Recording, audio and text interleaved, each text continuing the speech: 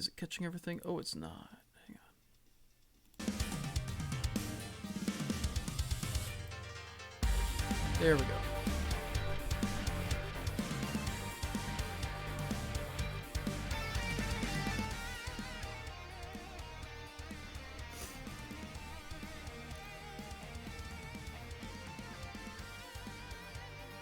Cool. It's working. We'll see if my camera holds up. Not camera. Computer. I haven't streamed in so goddamn long.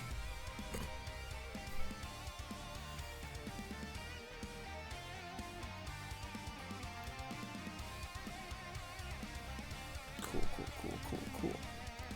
Nice. Oh, shoot. Should probably actually capture the game footage. That would probably help.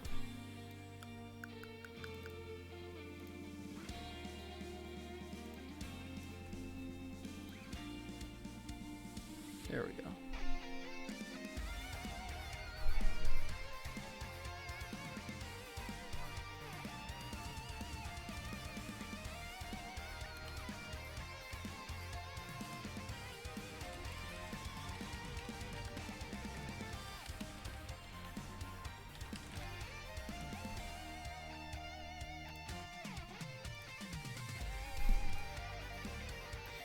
It is very funny how many of my friends have started streaming.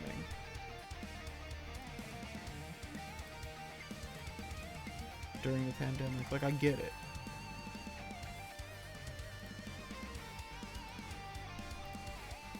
It's a pretty enjoyable thing to do casually.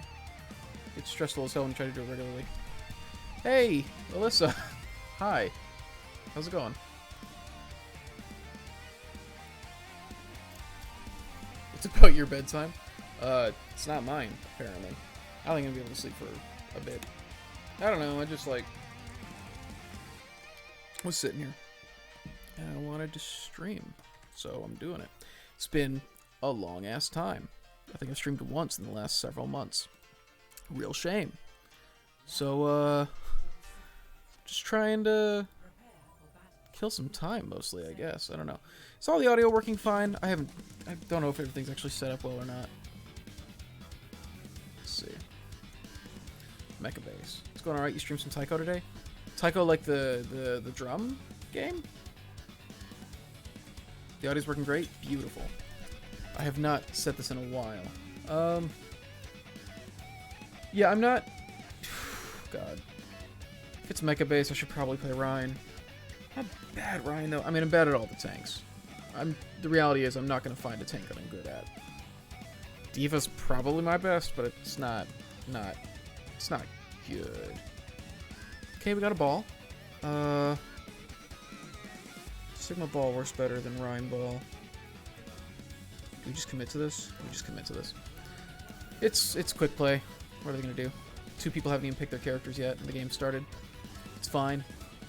We're running Lucio Zen heals, and then Lucio left. Oh, we are absolutely fucked. This is not gonna... No, the game has started, and our team is not here. Oh, God.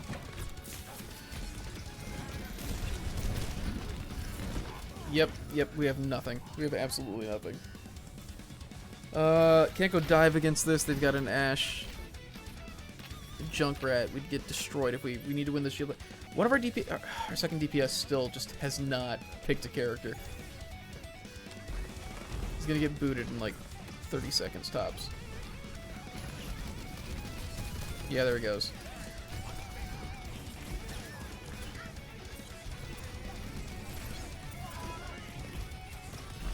The Mercy! I missed the rock. Man, I haven't played Sigma in a long ass time. I'm very rusty. How are you doing, Alyssa?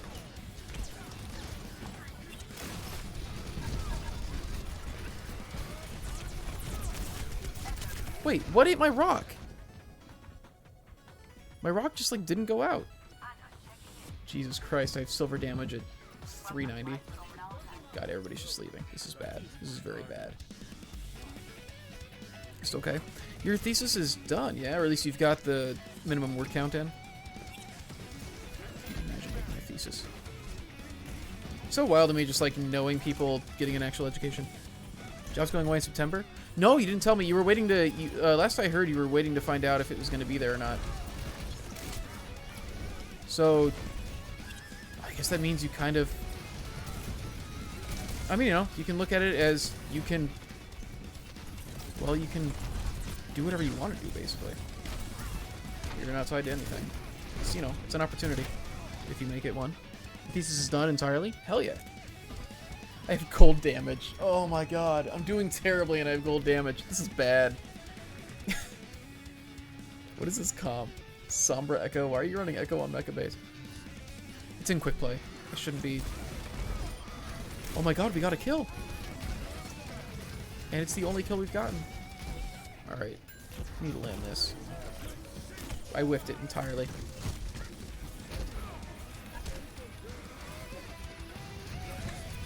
Get in there. Get that Mercy. God, I'm so bad at Sigma. It's been so long. He hasn't been meta for a bit. Are you shitting me? The Ryan's back. I still have gold damage at least. Well, I can't go to ball to switch, so or to get back. We'll actually have 6 people starting the next round, so that's something.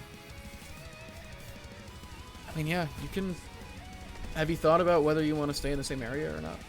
I mean, I'm sure you've thought about it, but like, if you're leaning any particular direction. Are you staying on ball?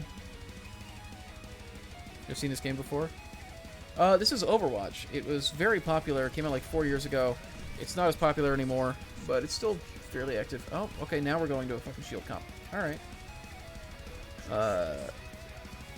This game... No, this isn't the game music. This is... When I'm not playing, like, competitive... So when I'm playing competitive, I'll actually be in chat and everything. I actually can't hear most of the game sound right now, because I have the music up. Focus supports first and we win. Thank you. No, I'm playing some of Amy's music. Amy Waters. I don't think you've ever actually met her.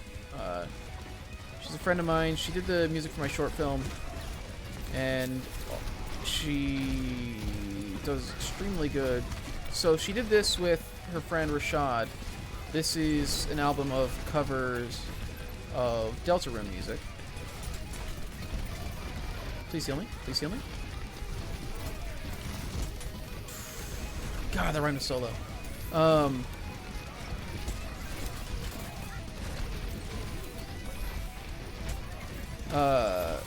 So all of her stuff is free, or all of her stuff is. Oh, that's right. Yeah, she was at the festival. So you did meet her. So yeah, this is.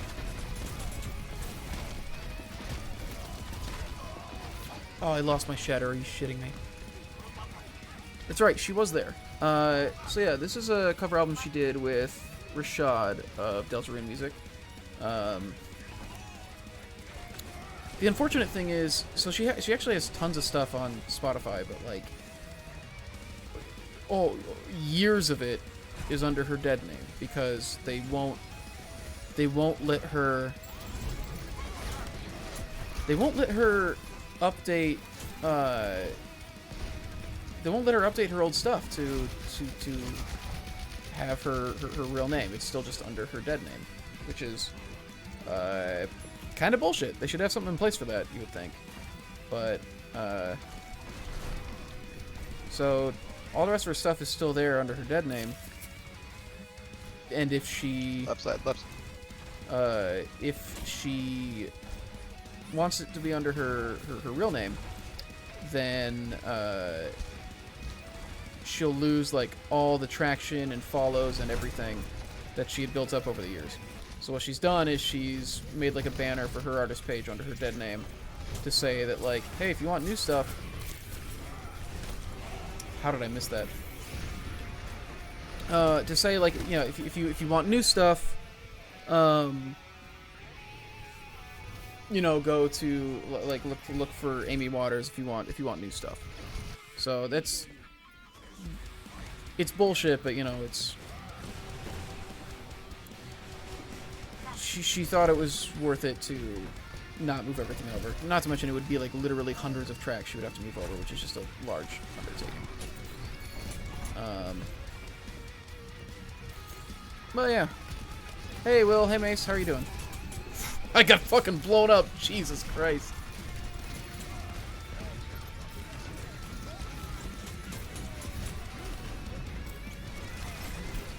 Should have charged her out of the mech. Oh well. Blown up again. Tell me about your short film. I think I'm gonna do it next Friday night.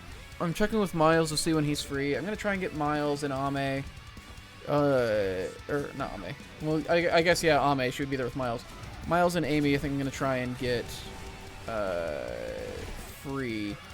That's my main thing. I think my plan is I'm gonna schedule a YouTube premiere for it on YouTube and watch along with people there, and then we'll go over to Twitch channel where I'll stream for a bit with Miles and Amy and do like some commentary style stuff, you know. Oh boy, please heal me. Thank you. Didn't need the nano there, but yep, thank you.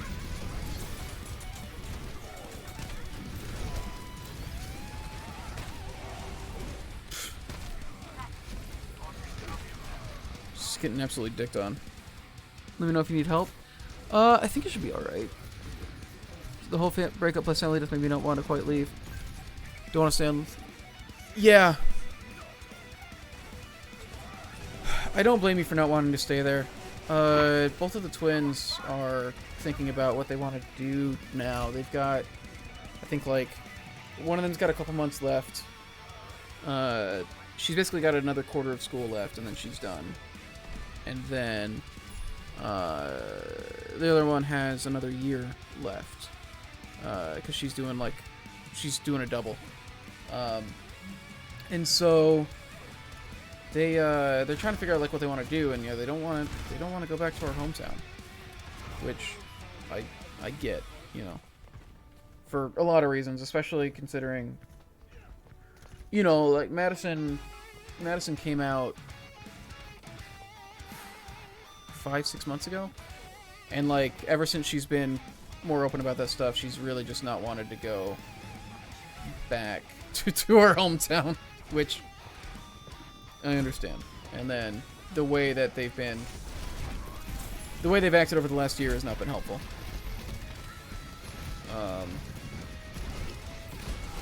I think also there's just an amount of... I think most everybody develops at least some distaste for what they grew up in, you know? Like a grass is always greener effect, if nothing else. But I also think there's something a bit more... Wow, okay. I took the damage off of a bounce and then also got pinned. Christ. But... I don't know. There's good things about it, sure, but there's... It has taken a sharp turn to the really shitty right over the last couple of years. And I mean, it was always to the right. Just what being to the right meant became a lot shittier, basically. Gonna try some big brain here. Nope, get moved. We're also down, so that would have been a bad idea.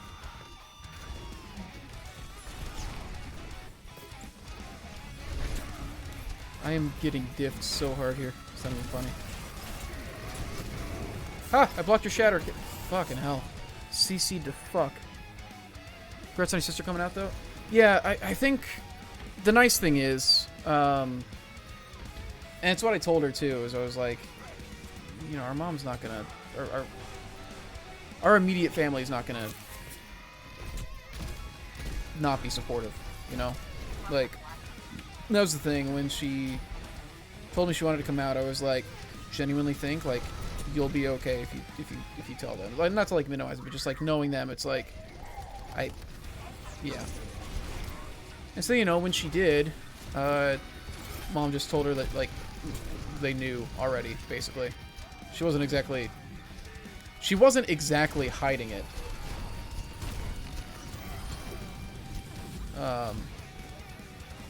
She may have thought she was being subtle. She was not being subtle. Love to live in Kansas City. What makes sense for me? You need a car in that city. You need a car in most cities, unfortunately. There's a couple other cities outside of New York that have good public transit.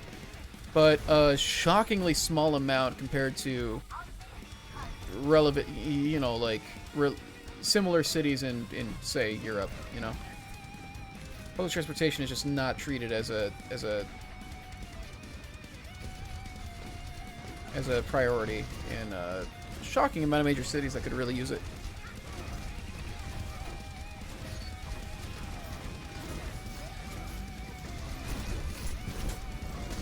Big old lefty pockets. Yeah, that's the way I always describe it to people whenever they ask about that stuff. I always say, like, it's pretty much exclusively... Whew! Heal me! Oh, fucking hell. It's pretty much exclusively people who are far to the right and people who are far to the left. Like, it's... But it tends to be a lot of people who are, like, annoyingly left sometimes. But... yeah. Whoa, what happened here? Why did it just close the game?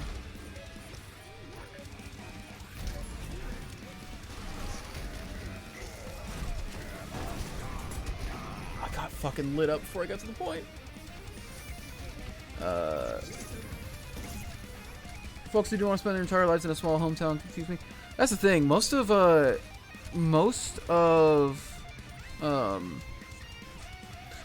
people where we come from never leave. Like, we're from the kind of place where you stay there.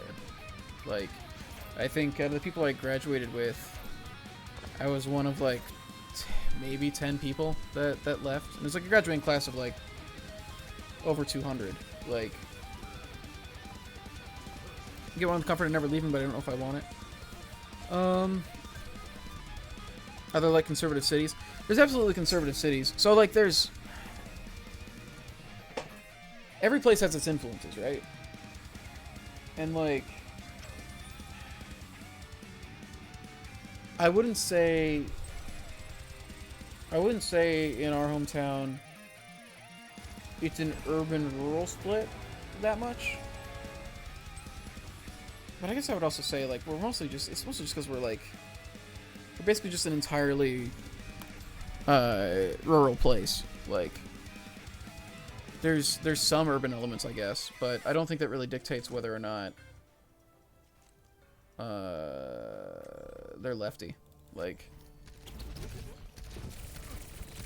in fact, honestly, to tell you the truth, a lot of the people who I went to school with who wound up being like really shitty dirtbag, right?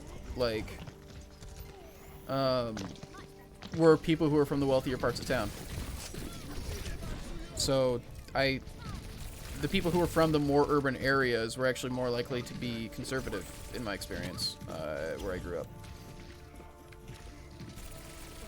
Granted, let's take into account that what urban means in our place is like, in our town, is living like in nice cul-de-sacs. That's like our version of urban, really. We don't have urban in the sense of we don't have urban in the way that you know, like what you'd consider a large city is urban. Town population is 39,000. The really weird thing about it, and this is also what I think is the root of a lot of the problems there, is it has we have the population of a larger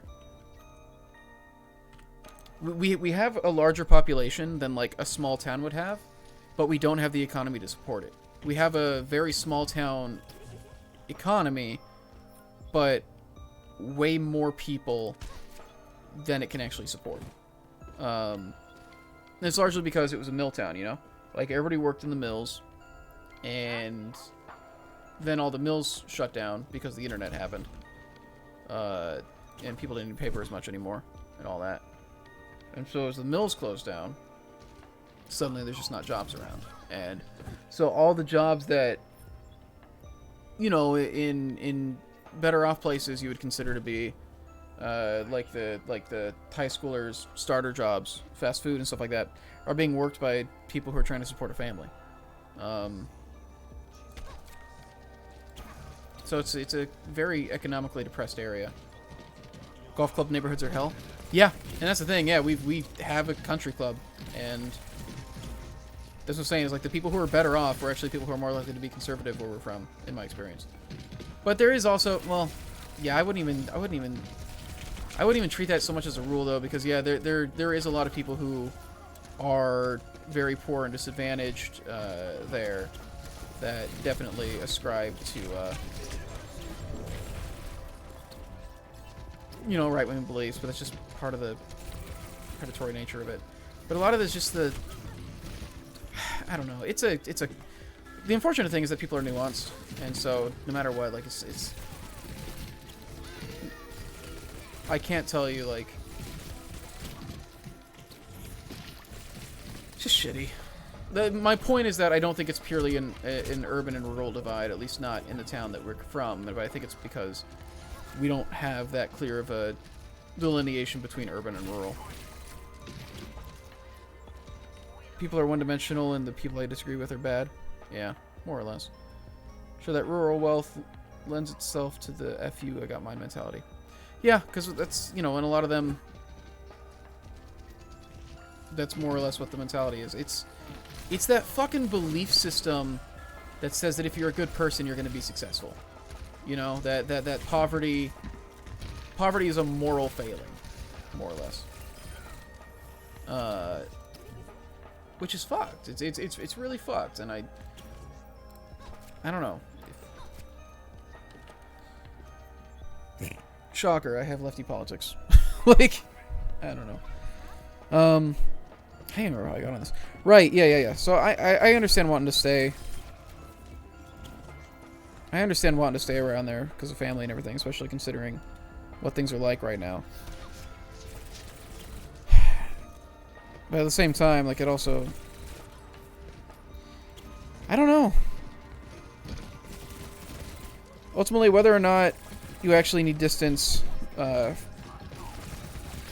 the thing, is I can see an argument being made for both, like, you know, I really don't want to leave family right now, and,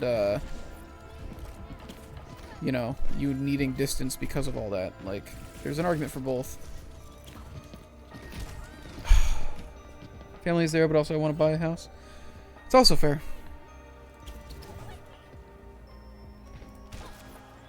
Man, imagine owning a house. Imagine having, like, a yard. Other nearby areas might apply to schools in Portland, could live in Vancouver. Oh, I got her! I got her! Oh, I'm a genius! Oh, I wish I could. Oh, no, I could. I can. I can, because I had it on stream. Holy shit. Oh. God damn. Oh, that felt so good.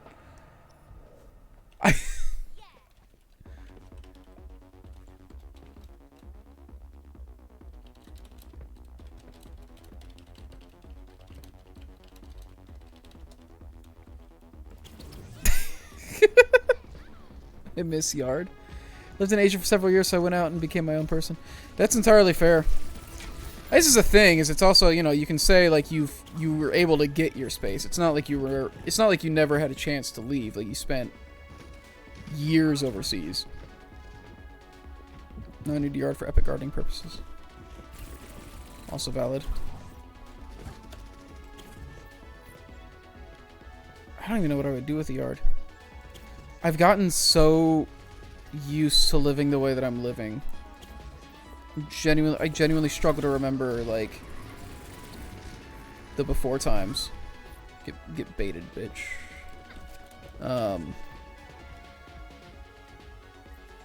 Bring out a windowsill and porch landing space. That's entirely fair. Man, imagine raising plants. Yo. It'd be wild. Oh, he's being friendly. Oh, shit. As a homeowner, it's mostly a money pit. That's fair, but you're a homeowner that isn't using the home. And, you know, you were a homeowner as a college student. It's weird. Put a green screen up and sit in front of it sad. I do that frequently. You hate those videos though. Let's get the fuck out of here. Oh, I got the mine. No, in the yard? Oh, that's what I would do with the yard. Got it. Wouldn't I just lay in the grass and let that be the green screen?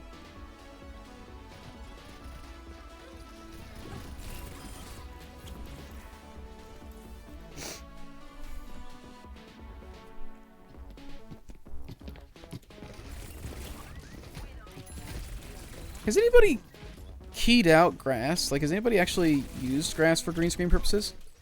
Steal that from you. Get fucked. Junkrat is so goddamn hard to approach with Tracer.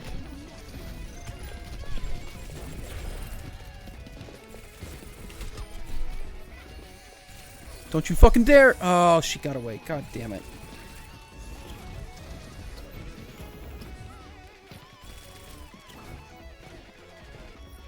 One day we'll meet up in Holt, Missouri, and we'll just lay in my backyard and stare up at the stars 8 feet apart, so it's not gay. Like, especially considering we'll be in Holt, Missouri. I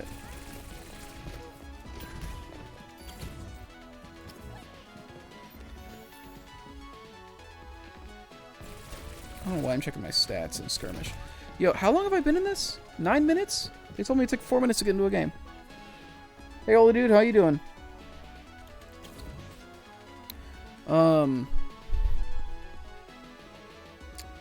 What's this talking about? This guy's sending GGs when he's got a pocket.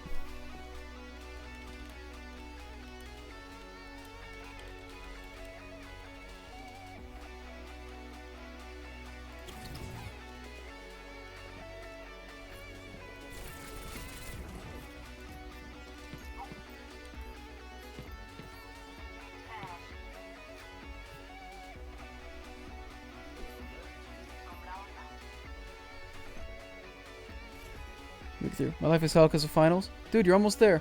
DPS queue times are whack. Yeah. Well, it's wild. It's like, yeah, it told me I could have used a priority pass, but it told me it would be like 5 minutes tops, I think. It's like double that time.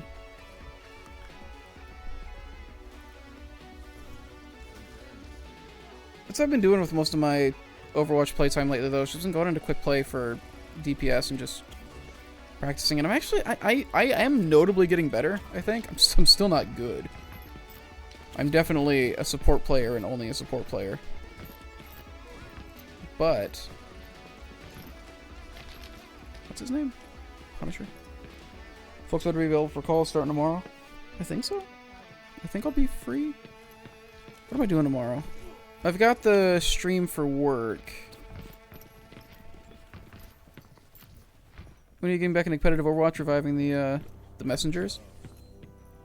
Team with Sky, that was the messengers. We were the delivery boys, but or no, the delivery boys were like the academy team for the messengers. When I was running that, that was the team I ended up going on, and then it ended up not actually like forming. What's up? It's the man? What? Oh, hey Raz, how's it going? Man, my days of running a competitive Overwatch team. Peepo, hey, fucking? Fucking's my favorite emote. I don't have, what is it, Franker Z activated? No BTTV? Oh, man, this is my first time streaming in a while. No, I look like a fool! I'm sorry, man. I need to get it set up. I haven't done this in a while. Hey Steve, what are you doing on Raz's account? How are you doing, man? I got sad, so I decided to stream. Finally! Jesus Christ, 12 minutes. 12 minutes for a DPS game. In quick play. Doing alright? Hell yeah. Why are you sad? I was watching Mythic Quest, which I watched Dark Quiet Death, so like I kind of purposefully did it to myself. Like, it's so good. Like, it's interesting, right? Because like Mythic Quest is not something that I think I would say is one of my like favorite shows. Like, the jokes don't land for me a lot of the time. But it has like the energy of also playing arcade. If you want to play Overwatch, keep updating the game, and nobody wants to play. I'm down. The thing is, like, I've been playing so rarely. Dwarven Forge stuff has been like so busy that I've rarely just been playing at all. Usually, when I do play, it's like now. It's like this late at night. Plan to play Crosscode, which probably means I won't play something. Dude, I've had Crosscode I've had Crosscode installed for like 6 months, and I just haven't played it. So I was watching Mythic Quest. Specifically Dark Quiet Death. So that's the thing. Dark Quiet Death is like a standalone episode in Mythic Quest. Mace, you should really watch it. I sent you my Apple TV login, didn't I? I thought I sent you that stuff. Dark Quiet Death is like a standalone episode, and like it's almost like a different show.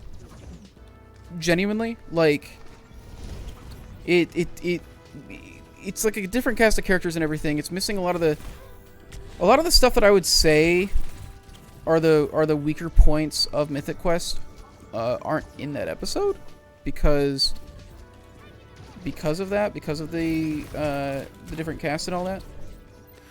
I got fucking ganked. What was I saying? But like it's one of those things where like I genuinely think it's one of the best episodes of TV to be made recently. I don't even know if I might only think that because compared to the rest of the show, I just think it's like this incredible high point. Like I don't know, like there's that episode is just like wall to wall like scenes where I'm like, fuck, like I wish I made something like that, you know? And so it's got me like just wanting to make stuff again and just thinking about like how I haven't. I mean, it's weird. So like I'm making a lot of stuff with Dwarven Forge right now. You know, there's like a level of creativity with that that's really nice. I'm getting to write some stuff. I'm doing streams fairly often. But what I feel just keeps happening with me creatively is I feel like we need a shield tank bad. Do they wall us? Wait, do they have a Mei? No, they don't. Okay. Sorry, he's fucking dead. Let me through, Ryan. Where are you? I'm so bad. I'm so bad. Alright, there we go. Mercy pockets. Night, Alyssa. Thanks for coming. What was I saying? So I don't know. So like I watched that episode and it's just like, so it's weird. So there's like media in pretty much every artistic medium. There's stuff where I'm like, so that just like makes me want to create. It's stuff where I see it and I'm like, fuck. Ah, I almost got it off. Damn it. There's stuff where I see it or I hear it. Like there's musicians that do it. There's games that do it. There's movies that do it, obviously. And it's just like when I don't know, when I just like feel like it's somebody sharing something that's like super powerful that can only be done through that medium, just like that act of like, I guess like my pretentious way of like thinking of like what art is, I guess. And get fucked. Fuck. Oh, I'm about to get fucked. Oh, I almost got him. Fuck, he was so low. I don't know why we did that. You do it on Hamster Hobby Hang? Bitch, try sculpting? I do want to sculpt. So that's the thing. So that episode like does it to me, and I just got thinking about it, and it's like I just want to release my short film. I keep coming up with reasons why like I just don't have time to like set it up and do it right, you know, because I want to like really, I want to do some kind of like release party for it, but like, you know, there's always a reason why it's not the right time, and it's always like, I'm working on this thing for Dwarven Forge, I just don't have time to like organize this thing and stuff like that, and it's like, whew! I don't know. I need to just release a short film so that I can make the next thing. And I've made a fair amount of progress on making the next thing. Like, prep-wise, pre-production-wise. I just need to I mean, quarantine, like, fucking... Quarantine, like, messed with it a lot, which is unfortunate. Because the plan was to shoot it in my hometown last summer. And then everything broke, and the idea of traveling across the country and then getting a bunch of people together to shoot something was not ideal, you know? And there's, like, that fear of, like, how old I'm getting, and it's weird, right? Because, like, when I have other friends, like, other creatives who have these fears, it's, like, a thing where it's super easy to tell them that, like, that doesn't matter, you know? It's like, really, really easy to say, like, well, no, like, look at this example and this example of people who manage to, like, really come into their own or do, like, phenomenal work, like, later in their life. Like, we do not have to be, we do not have to we do not have to have, like, become everything we're going to be by 30. Super easy to tell other people that. Telling yourself that is way harder. Don't know why. I know why. It's because it's, I don't know. It's way easier to, it's way easier to see things objectively when it's not yourself. More or less. Not even, like, objectively, but just more positively, I suppose. But, so I don't know. So I was just thinking about, you look at composers and wonder what the hell you're doing with your life. Yeah, there's that. Also, hi, Topulus. Brother was talking about how everyone he knows has been unhappy with their lot in life in terms of self-actualization. Maybe that's just in the air these days. So I think that's definitely, like, a generational thing, right? Like, it's a lot of people smarter than me have written think pieces on it, or have done Twitter threads, which I guess are the modern day think piece, where they've like dissected, like, the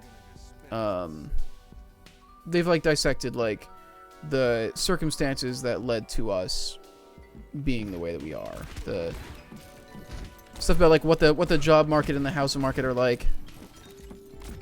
Ah, he was one. So it's definitely a very real thing, right? There's a certain ennui that just kind of comes with our generation. Like, I'm not unique in that respect.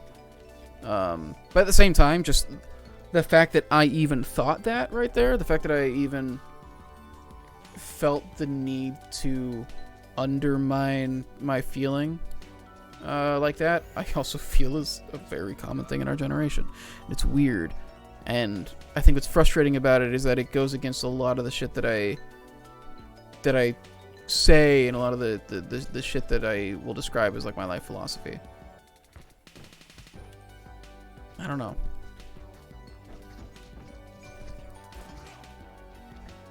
Like, I will catch myself in thinking patterns that do not line up with what I say I want to put out in the world.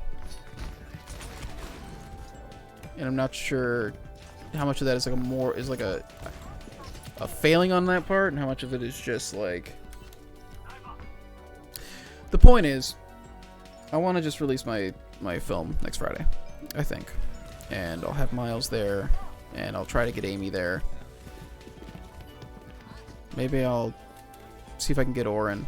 Oren is in LA now. So, I mean, I guess actually in some respects that makes it easier for him, considering it'll be earlier in the day.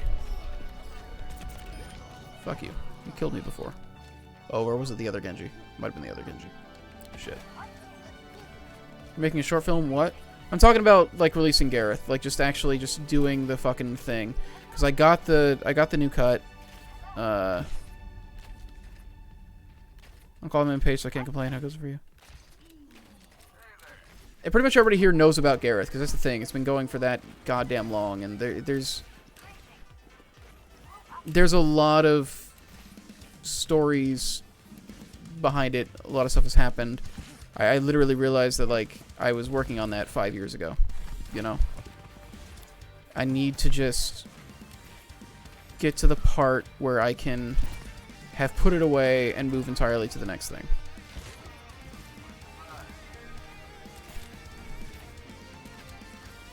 so many complicated feelings around that just whole thing. I am very proud of the movie, but it's... I don't know. Stretch. Look there, things in the credits just to know. Yeah. It's a thing where it's like I got like a new cut of it that because I didn't want to like release it.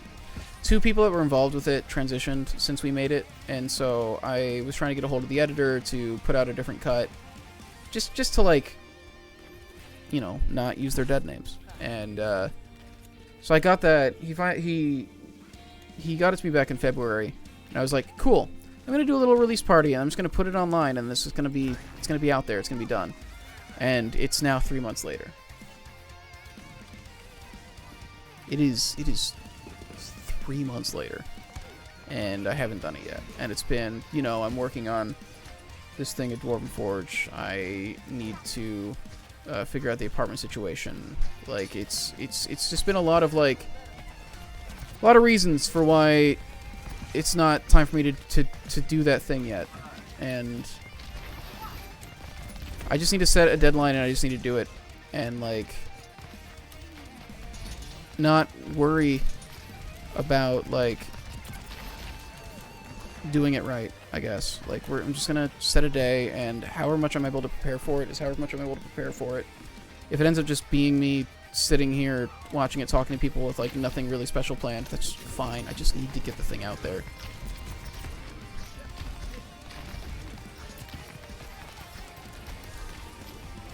So I don't know. So I'm just gonna do that. I think I'm gonna set Friday night. I'm asking Miles if he's free Friday night. Next Friday night, not this Friday. Because if he is, then we'll do it then. Because I do want him to be there if possible. He's such a big part of it. I mean, literally, I wrote the part for him and everything, and he was instrumental to it actually getting done, and I think he does really well in it. And he's one of my best friends, so it'd be weird if I didn't have him there. Is it about? Don't think I actually know. It's about corpses. Yeah, that's basically it. It's a comedy about corpses. Is the tagline for it. We'll God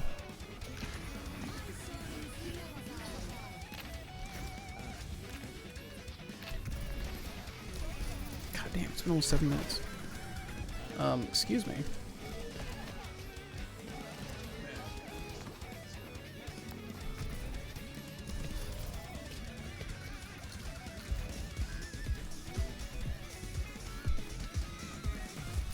There we go.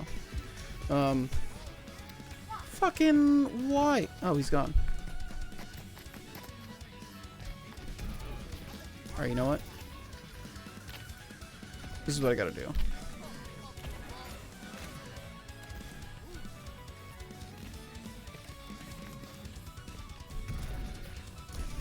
Why do I know this music? Deltarune music. Yeah, this is, Amy Waters did a... she did a album covering Deltarune music. She also did an album covering Undertale music, and that blew up and was a big thing. She did it with Rashadi B. And so then they did a Deltarune album last year, 2 years ago. God, when did Deltarune come out? I think it was the year after Deltarune. They did an album covering a bunch of it, and she lets people play her music on stream and everything. So I've just been playing that. Thanks, guys. I appreciate the support. Let's just follow you for the gaming stuff and occasionally come chat in your streams. Dude, that's perfectly fine. Deltarune was 3 years ago, Chris. Jesus Christ. Oh my god.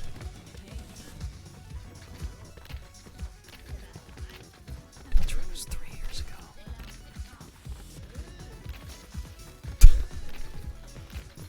These fucking guys. 2020 was 2 of those 3. That's completely fair. I guess that means he's probably close to releasing more Deltarune content then, huh? God damn, dude. Have you guys all seen that, you guys saw that Undertale anniversary concert he did, right? That was, genuinely really cool. That was a very, very cool thing. I feel like those... I might be weird for thinking it, but I feel like those concerts, video game symphonies and orchestras and stuff like that, I feel like are probably one of the things that are going to help with legitimizing games as like an art form. I feel like to the people that still think there's like it's like a not like an artistic medium, to the people where it's still like a taboo. I feel like I think because those kind of like take the form of like an older art form that's more respected, I feel like it's gonna help. And I know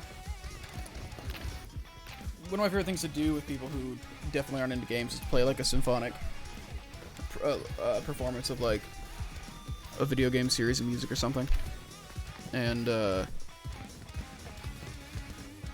they just won't know, you know. I think that's fun. 22. Guess I'll just die then. Yeah. Man. God, I'm gonna be 30 and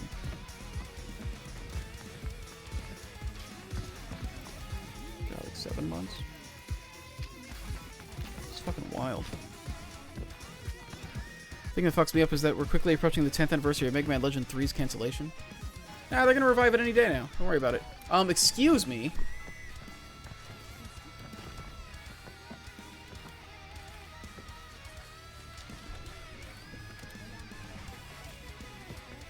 Everybody here is waiting for damage. Oh! All I had to do was bitch about it. You go to Vegas for your birthday? I don't think you would enjoy me in Vegas. I'm a real devil. As soon as you turn 30, I have to stop talking to you. I have a policy about these things. Hey, Bobby, it's going well. Didn't feel like sleeping. So, I'm here.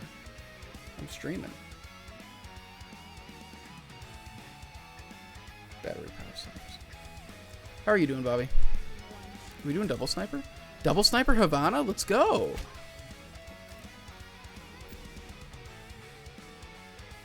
I can't shoot through these windows, and it's really fucked up, but I get it. From a game design standpoint, absolutely. From a world standpoint, completely breaks immersion. Everything about this game's realistic, but then they won't let you shoot through the windows. You can only shoot through windows if they're like knee-high and they're actually railings. Man. Tyler brought up my 21st birthday plan that we never got to do again. The nice restaurant in my hometown is an Applebee's. Oh my god, I headshot her and she's still alive? How?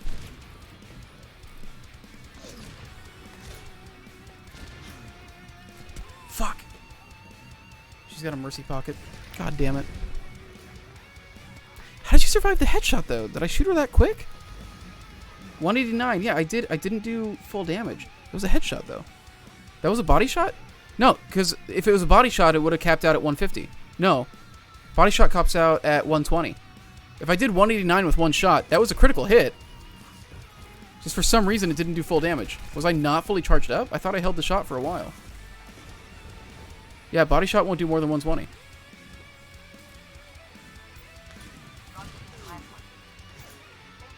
Oh, that was a good shield. You cut that shit. Ooh, come on. Got her. All right, let's go.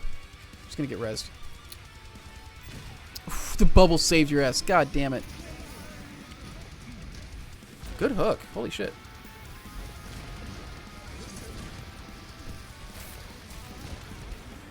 I have a monkey on me. Please stop. Of course he's got his primal. Yikes. My flicks are off right now. God, these fucking bubbles, dude. Don't you dare. God damn it. It's a mixed bag. I didn't hear the headshot sound, but you know the numbers. Yeah. Mixed bag? I'm sorry, man. Well, I'm sorry about the bad part of it, I guess. The good part of the mixed bag is all good. Yeah, no, yeah, like Widow's my understanding, Widow's full damage body shot is 120 HP. And her headshots do 2.5 extra damage instead of double damage. Is my understanding about how she works.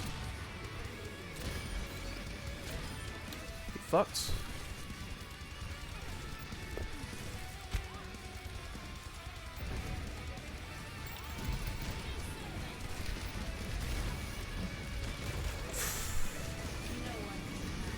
Oh, nope. Nope. Get that shit out of here.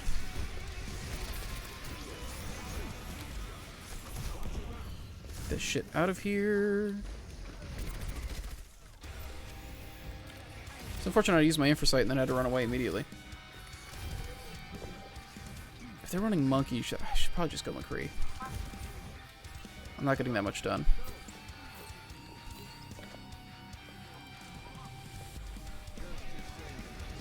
Especially considering she's got a Mercy Pocket and I don't. Sniper battle's gonna be hard. Problem is, Ashe is gonna outrange me. Especially considering she's got a Mercy Pocket and I don't. Actually, the Mercy's not pocketing her. Okay, our Sigma popped. We're fine. I feel like a king whenever I actually get like the headshot and like the elimination, but it takes me so long to do it that I'm really just not getting that much value, which is unfortunate. So I don't know.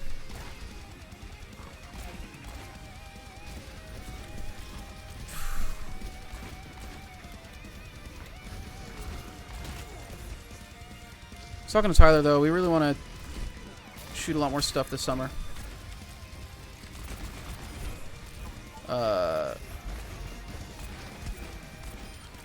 Fucked. Triple tap Mercy. Fuck. Alright, Night Mace. You want to shoot stuff this summer? You're in the right country. Jesus Christ. I don't know what's happening in chat.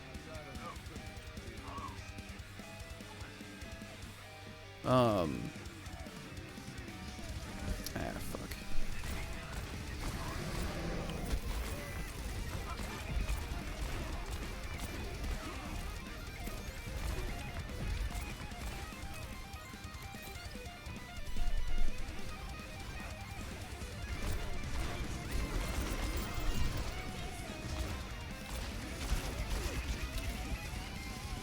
Wait, save me from behind. Oh shit. Oh, it's Bob. But I think it was a dude.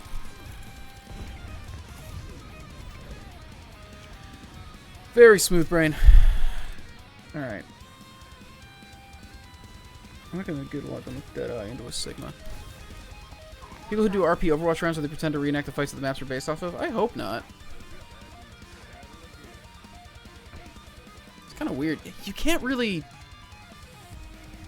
pull it off is the thing. Like, the PvP stuff is so different from the PvE.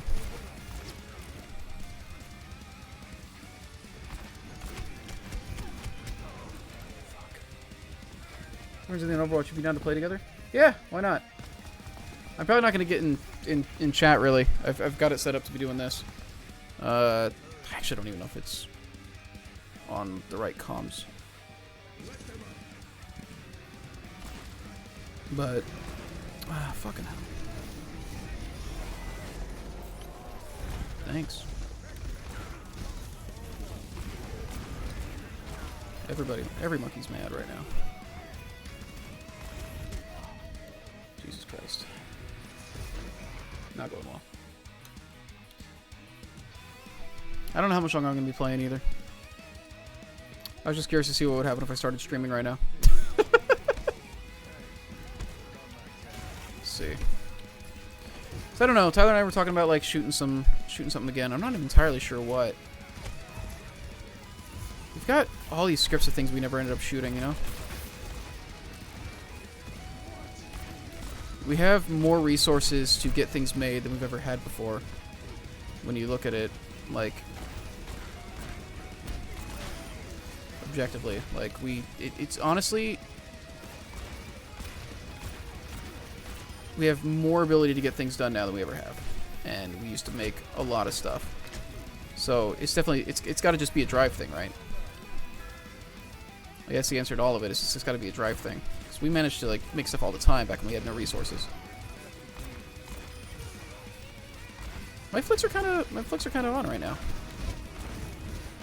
Okay, a little myth that flashbang didn't work, but I understand why.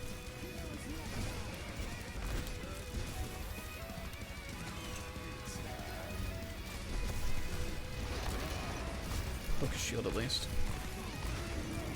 Did we ever get rid of the Torb? No? Goofy movie remake? Started streaming at 1 AM and Raz jumps into chat and follows you, so it's clearly the best time to stream. It's hard to say, right? Like, I think the reality is, most of my friends are insomniacs, because those are the people I attract. Or they're on the West Coast, because that's where I'm from.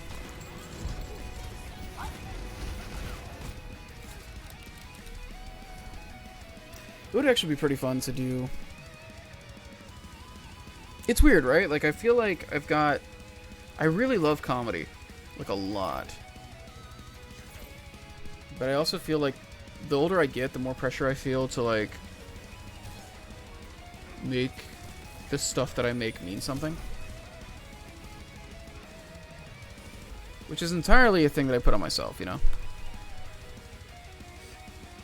You're both of those things. Oh, Insomniac and on the West Coast. Yeah.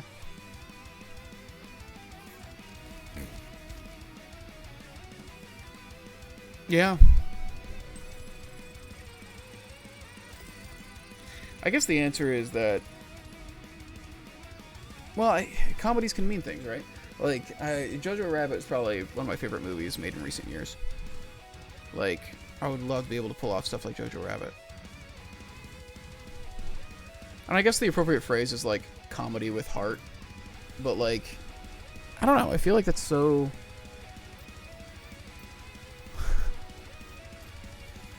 I don't know what word I'm looking for. I feel like that's, I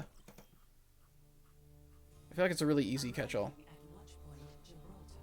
I was informed that Jojo Rabbit is fascist apologia. I mean, yeah, if you ignore all the context and everything it says and does, I guess. There's a point. But... it's mind-boggling to me how many people didn't realize... I can't remember his name. The Nazi instructor he had who was actually like leading the rebellion. How many people think that it's just like, see, they're just making a Nazi look good? It's like, no, the point is that he was resisting the regime. Like, he was actually undermining them the entire time. Like, yeah, 2019 was really good. Just off of the back of Jojo Rabbit and Parasite alone. Like, goddamn, I almost watched those movies as a double feature, and I'm really glad I didn't. Because I needed time to process both movies afterwards. Sam Rockwell, I think. Right, I mean, I can't remember the character's name. But yeah, Sam Rockwell. Shocking amount of people did not get what his character was about, and that was really weird. They thought it was just like, oh, they make him he's goofy, so it makes it okay that he's a Nazi. It's like, what? That's not what that was. That's not what that movie was doing. It's just objectively wrong. Lighthouse is also amazing. I need to see Lighthouse. I need to see Elephant Sitting Still as well. I don't know why I put my mind there, as if anybody's gonna get up here. As if these grandmas are gonna jump up here somehow.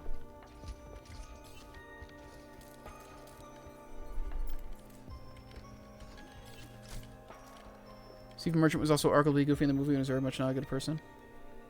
Sure, but he wasn't goofy in a way where they wanted you to like him. What they mean is that, like, what they're saying is that they wanted you to like Sam Rockwell. And it's like, even though he's a Nazi, it's like, no. It's weird. Like, I didn't think the movie was that subtle, but there still seemed to be things that went over people's heads. So 2019 also had The Farewell at Astro. Oh, The Farewell was really good too. Man. Remember how The Farewell got snubbed for everything because they decided that Parasite was going to be like the foreign movie of the year and there can only ever be one? That was unfortunate.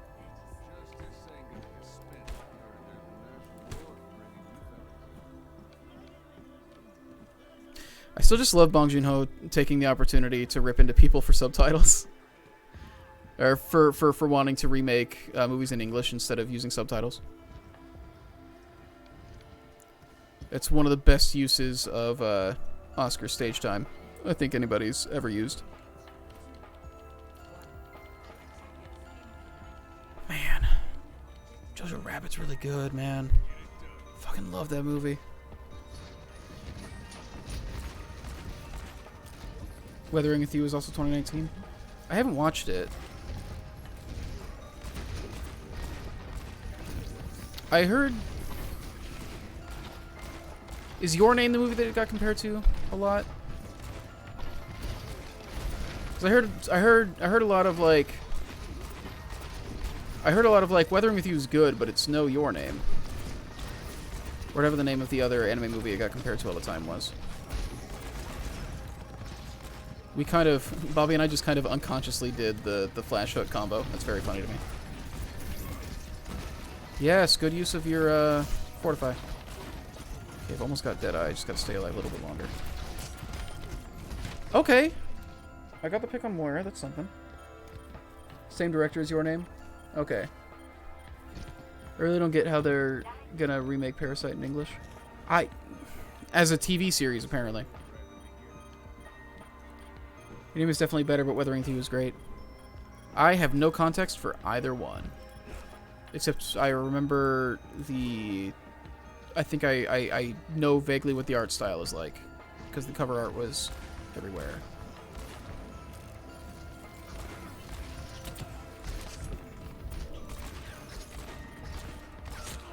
Yeah. Your Name gets me every time. I don't know anything about it. If I'm being real. I just know it's an anime movie that makes people cry. The fact that it got your dad to want to watch it twice is actually wild to me, because he's the kind of guy that I would see not wanting to watch anime, you know. Keep it that way and just watch it. That's how I go into most things. I try to go into more and more things blind as I get older, you know. Generally find that when I'm blind, I just enjoy things more. Yeah, it'd be nice if anybody else on my team was pushing up. Oh, they're all playing the point. I was the dumbass. That's fair. I could have gotten the Zarya, though. If her healers didn't get there. Got 5 ults. We should be good here. Big thing gotta look out for this is the Dragon Blade. Which I might be able to Deadeye if I play it right.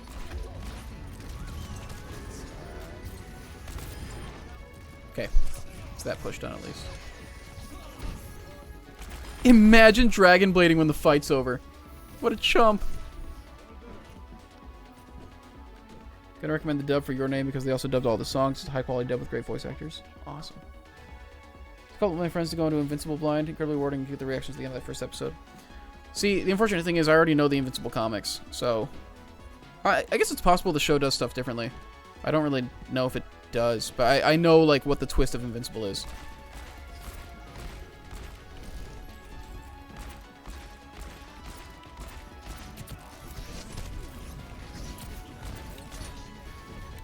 Go ahead, try to run away. Oh, yeah, he's getting healed. Woo! Does baby Genji need healing? Oh, he's one. God damn. You've got the Rhine all the way over there? Okay. Hello? He's one again! Okay, good, we got him. Are you just resetting? Where are you? Where did you get? How did you get there? Get a really weird time watching Neon Genesis Evangelion with my dad. Dude. I fucking love Eva. The OST, I got the OST on vinyl, and it should be here soon. I think it's supposed to be delivered I thought it was supposed to be delivered in April, actually.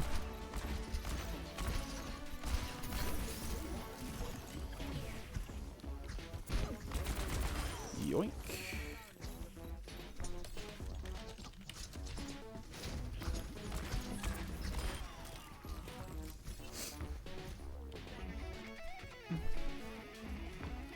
Promare is another 2019 anime film with a bop of soundtrack. I've heard Promare.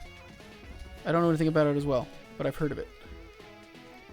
Dude, I love Evangelion. I finally watched it.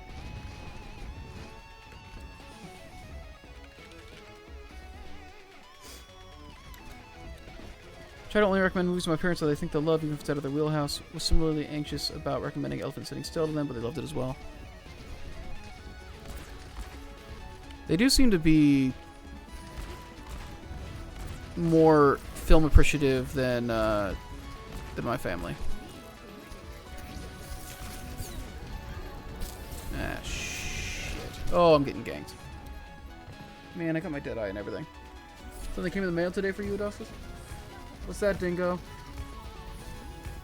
Are you making fun of my dick, or what are you making fun of this time? Just lay it on me. I can take it.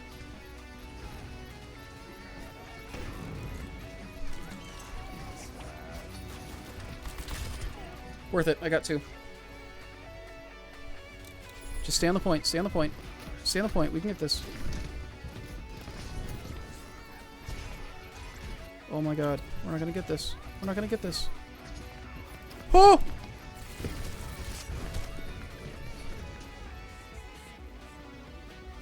I'm available for calls soon because I'm available for calls tomorrow. Alright, well. Yo, we did it. We held. Let's fucking go. Alright. Who do I want to be? Here we go. Let's cheese him.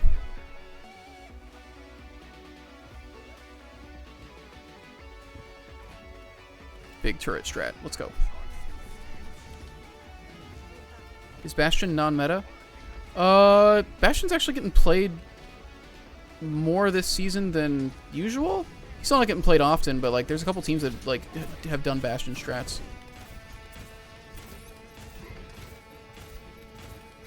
He gets pulled out to try and cheese the ends of maps fairly often. Well, that's kind of like always been his thing. Hello? Oh, fuck you, Moira.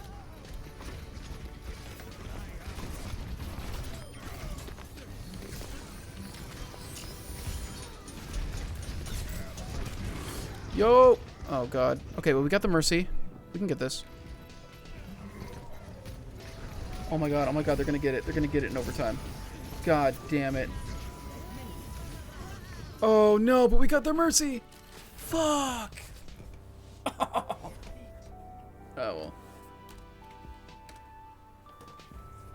We had 100% gone for Bastion here. The strat's working, so...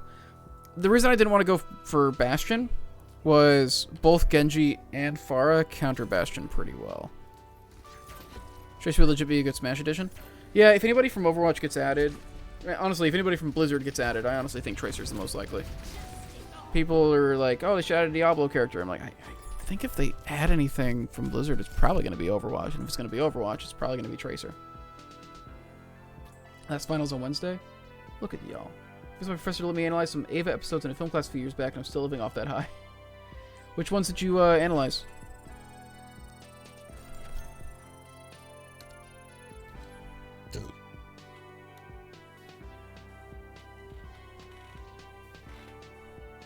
Dude.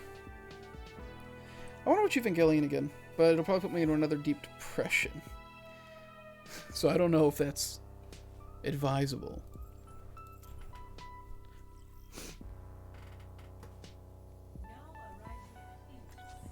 I get it, Dingo. I appreciate it. Ah, shit. I should go Widow here.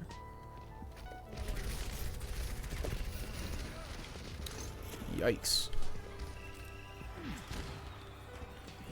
So the problem that I have, and I do this on Widow, I'll hold my aim steady, and then right before I fire, if I have my crosshairs right on somebody, I'll suddenly jerk my hand around. Like, I get, like, nervous about firing or something. I don't know what that shit is, but I need to cut it out. On McCree, like, I'll steadily flick.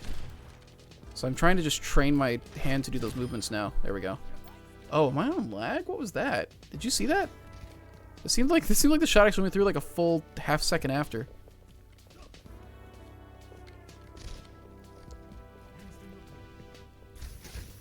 I guess you guys aren't holding my mouse. You definitely be a real bad sniper. Yeah. Unfortunately, I don't think I'd be good at killing people for money. Which sucks, because there's not a whole lot of other options left to me. Well, like, when Dwarven Forge goes out of business, I don't know, I'm not going to be able to convert that what I do there into anything, if I'm being real.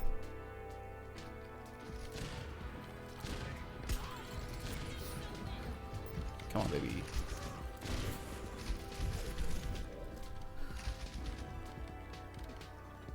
Did the new movie ever come stateside? New movie. Could affect North Korea and create propaganda for them. It's a booming industry there, no cap. That is completely fair. I'm sure the money's good. I'd be one of the only good people to, I'd be one of the only people that actually gets put up in a nice place, probably. They give me one of the houses that actually has walls in it. New Ava movie? Oh. I don't know. So here's the thing. I haven't actually watched End of Evangelion, and I should. Yeah, I'm absolutely getting delay on these shots. Weird. Latency's 99. That's not that bad of a latency, though. Like, it's not great, but it's not bad.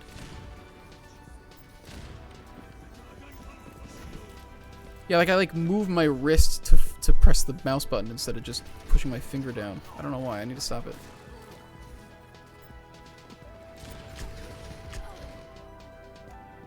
One with Kwaru and the one with the big sphere angel that traps Shinji in the Inks dimension. Oh, are they doing a movie expanding on that? Oh. You're talking about the one where what it is I guess spoilers. Well, yeah, I don't want to spoil it for her because I don't think Will's watched it yet.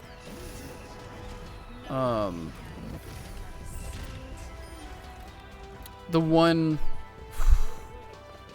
No, I think we know what we mean. There's really only one. The one from the show, or is it like an actual new thing? Is it just like a movie going further in depth in that section?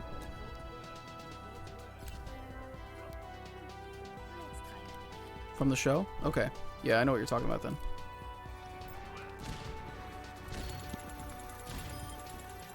Unbelievable. I got the hot hands. Oh, you're asking what episodes in it you analyzed? I'm dumb. The one with Kwaru, those are both actually very good episodes to analyze. There's a lot of meat to both of those. Kwaru is like a really popular character, huh? Like he's a legitimately really popular character.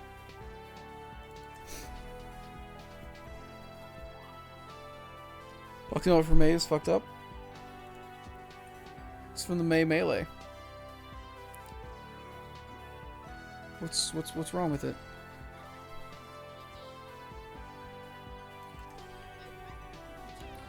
I'm already Tracer. People like Komeda's. I guess that's the thing, yeah, he's a lot like Komeda. They call it the May Melee, not the Melee, are you kidding me? Well, they didn't call it the May, so it's literally the month of May. The May Melee, and so because of that, oh, May sounds like May, then they gave her a, I think they might have called the outfit Melee. It's whole archetype. Yeah, it's a weird one. I think I like Kwaru more than I liked Komeda, though. I just did not actually like Komeda at all, really. Good one clip. Good one clip, Chris.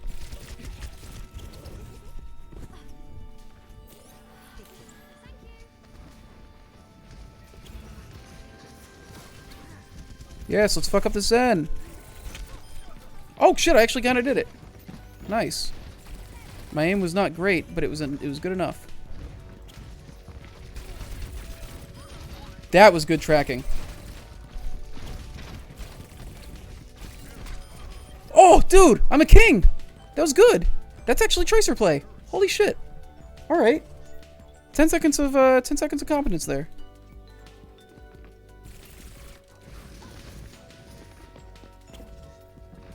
Jesus Christ, Will.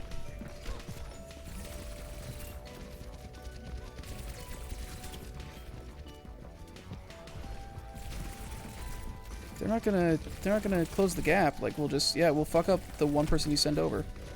If you don't want to come over and contest.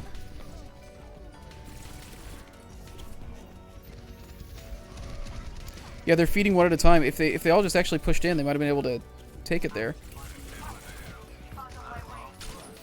Yup, well, alright, yep, the hook's gonna fuck me up. That's fine. I don't even have any damage medals, but I feel like I played a big part in us winning that initial fight, even if I didn't. I put in the damage where it mattered when we needed it. That's the main thing. Have you played Persona 5? I have not. I need a PS4 to play it on.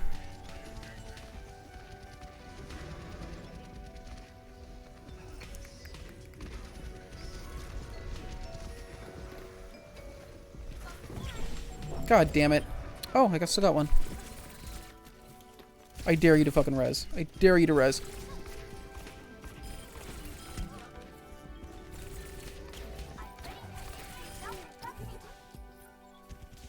There, yeah, there it is.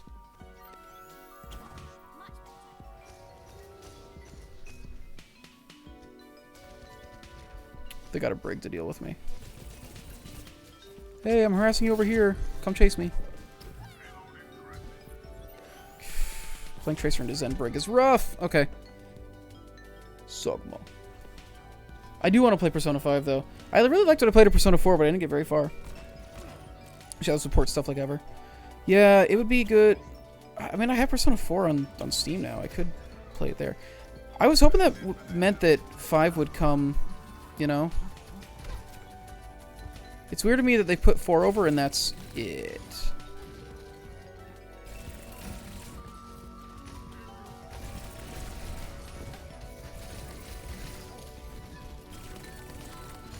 Yeah, push that break. Let's go. What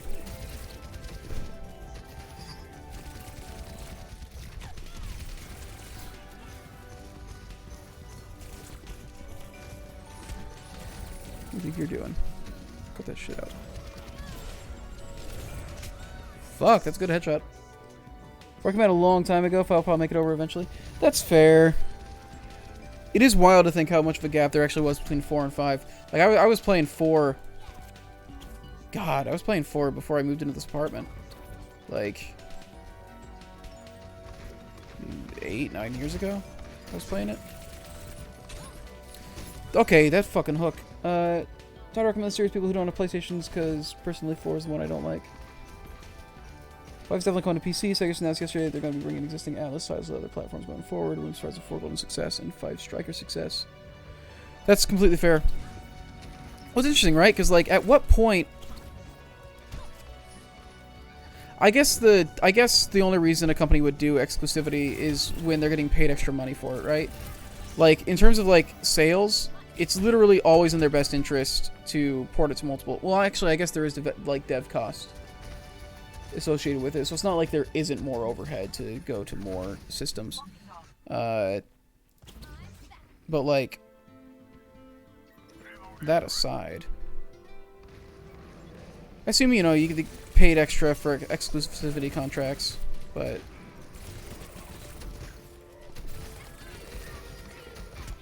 Try to hook me, I fucking dare you. Haha. You took the bait. Oh no. You can get the fuck out of here, Kree. Don't want any of that shit. Yeah, come chase me back here. Let's go.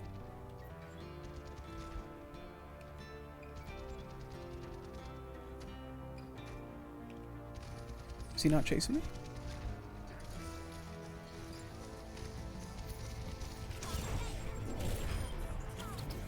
Let's go!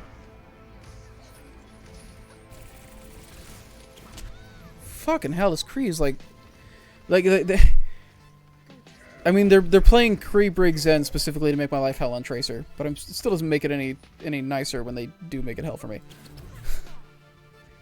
This is charitably a very conservative group. Catherine is probably my favorite game of theirs, but yeah, that's fair.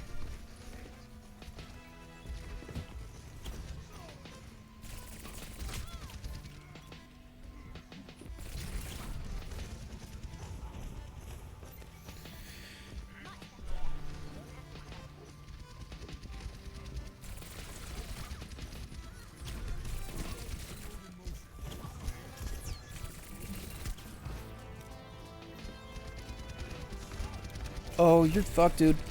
Oh, he's won! So you see the way game playing folks have reacted to such a hardcore conservative developer? I don't even know if it's them being conservative so much as, like... Culturally, shit is so much different, right? So, like, you look at our media in the 90s, and how casually transphobic we were in, like, kids shows and shit. I don't know, it was just, like, a thing. And we're finally starting to get kind of better about it. Like, I think the thing is you gotta realize is, like, even on the left, transphobia was pretty okay for a while. Like,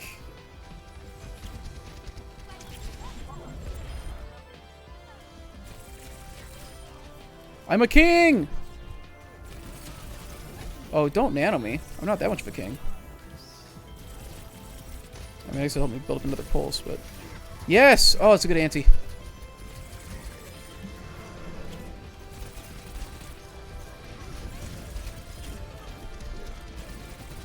Alright, I'm gonna close this map out. Hang on. Oh, he juked at the last second! He didn't know I was here. It wasn't a juke. He just was moving.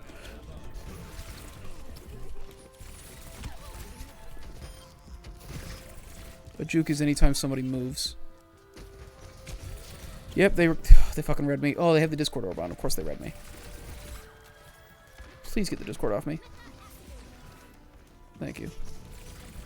He's gonna put it right back on me.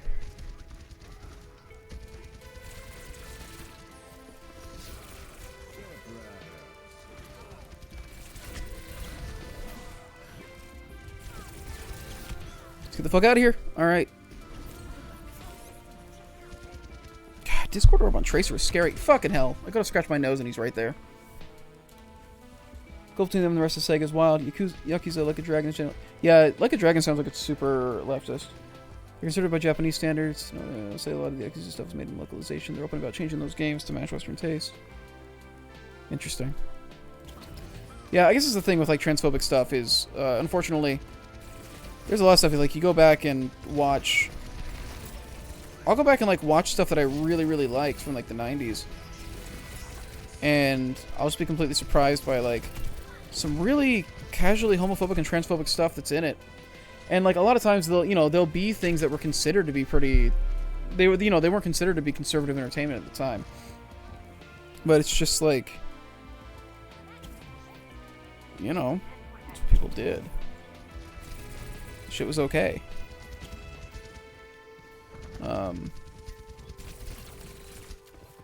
And, you know, it was a whole thing where we started, like, and I say started because we're still a ways from actually, like, getting even with that shit. But we're getting better.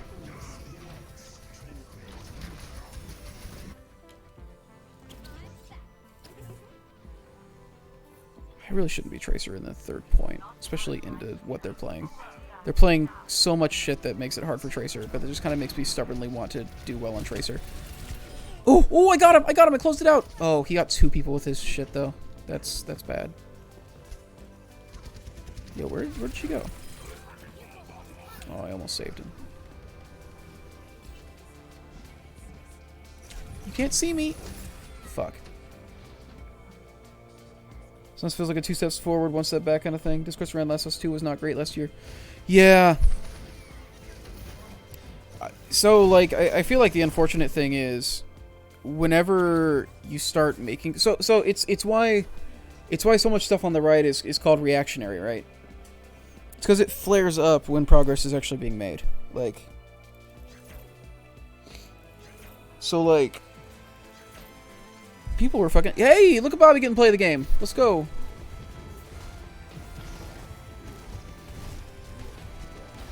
Monkey. Hell yeah, monkey. Look at us. We're lighting up the kill feed. Look at that shit. Yeah, Last of Us 2 stuff was... It feels like the people who...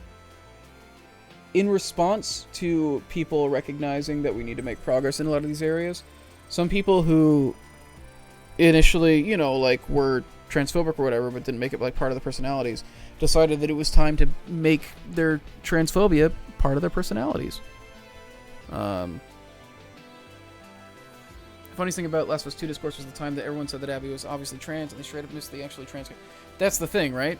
Like, that's what's so funny about the whole thing is, like, if it wasn't legitimately, like, hateful and harmful, it would be, like, objectively hilarious. Like, it's pathetic most of the time. Ben Shapiro is an objectively hilariously pathetic person. Genuinely is. The level of incompetence on that dude is absolutely wild. The stuff that he gets mad about, the ways that he misinterprets things, the complete lack of knowledge that he has in any area, his fucking, like, middle school level arguments. Like, he's an objectively hilarious person. The only reason he's scary is that there are enough people out there who are willing to, like, look at that absolute lunacy and be like, yeah, I'll make that my entire personality. I'll make that my worldview. If those people didn't exist, we'd be able to just laugh at the fucking dude. Like, Tucker Carlson should be, like, fucking laughed at directly in his face anytime he opens his mouth about any of his stupid shit. But there's enough people who, like, will listen to him say the dumbest shit imaginable and go like, yeah, well, I think that's exactly how we should handle the immigrants. And it's fucking wild. I don't know. And people want you to, like, be fair to both sides, but it's like it's a thing where it's like, well, no, like, context does fucking matter. Like, there's such a thing as like being in bad faith. There is such a thing as actual objective truth to a lot of this stuff. Like, and it's always fucking weird to me when they go like, oh, you know, we need a Republican Party, and I'm like, do we need a Republican Party? Do we need a conservative party? If the conservative party is genuinely embracing actual objective lies, like, I don't think we need any party that's going to be completely detached from reality like that. Like, I thought Trump running was hilarious at first. Well, that was the thing. Like, the fact that it was funny is what honestly let him win. If he wasn't funny, like, he wouldn't have gotten anywhere. That's the reality of it. The point was that people wanted to watch it because it was different than anything else they were seeing. Also, it was a change year. It was 100% a change year. You know the scary thing is, though, is that it was also a change year this time around, and they still ran, like, a milquetoast establishment candidate. That's the terrifying thing. That's why it was so close. It's going to be a change year next time, too. I'm pretty sure 2024 is also going to be a change year. Like, people are being pushed further and further to the brink, like, economically, and relief isn't coming. People are more aware of how fucked up things are and how they don't have to be. Like, Trump's absolutely going to run again in 2024, and they'll just refuse to validate Democratic votes. It's a nightmare. Yeah, no, that's the thing, is they, I mean, we saw it earlier today. They ousted Liz Cheney without even putting it to a vote. They did a voice vote. They did a voice vote, one, so they wouldn't be on the record. That's like one of the biggest reasons why I think they did it is because they didn't want to actually... They would be able to have plausible deniability in case it blows up in the future, because this whole thing is a fucking grift. And two, because, you know, they knew the party wasn't gonna... Like, it was... Because they weren't actually trying to figure out whether or not people wanted her gone. She was gonna be gone. They have decided that the party line is to back Trump no matter what. Unless he actually gets put in jail, like... He's going to be their candidate in 24. As long as he's not in jail and he hasn't died in a fucking McDonald's-induced triple heart attack or something, like, he's going to be the candidate in 2024. Because, like, the reality is, they, like, the only people that they have that are pulling any numbers anymore because of what they let their party turn into, the only people that they have are people who are Trump light. Like, people who are trying to be Trump. So, if he's in jail or arrested, then they'll pick one of these people that's like him. Or that wants to be like him. They'll run somebody who's like Green or Boebert. Or Hawley. They'll run one of those motherfuckers. They're not going to run an establishment candidate. They have given up on running establishment candidates. Because they've realized that if they just make people feel unstable and like they're in danger all the fucking time, then they don't need to worry about having an establishment. They don't need to worry about any of the respectability politics. The only thing they need to worry about is having somebody who's going to go like, yeah, you're right, everything fucking sucks. And it doesn't matter that I'm the one doing it to you. The point is, for some reason, we've convinced you that all of your self-worth comes out of being conservative. I saw the Widowmaker right before she shot my fucking head off. Let's go. Can I get an angle through the statue? Wow, that statue is like...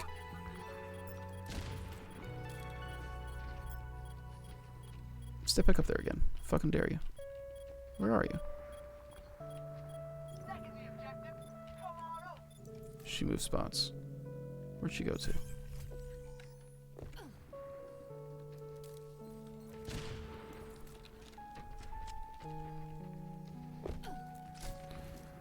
Take the aggressive position. Why not? Oh, Reaper's going after her. Nice.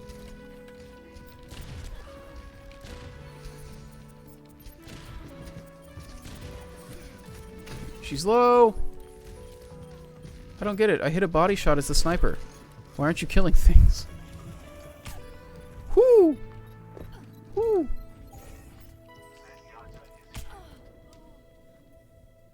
Work you in on nutters? Yeah. I mean, it's all the same thing, right? It's the reality. It's all the same thing. They're doubling down now on... The scary thing is, yeah, like they're basically doing the nuclear option of electoral politics. Like they're basically going like, we're going with like complete disruption of democracy. It's either we win or we try to take down as much of the country as we can with us. Like that's authentically like the level they're at right now.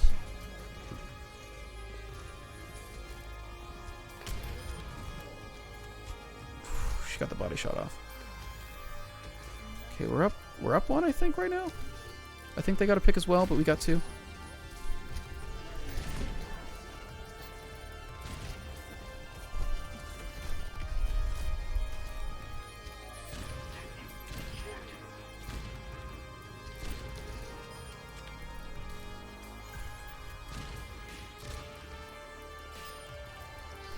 Want to get back into Squad? It's a game with interesting sniping.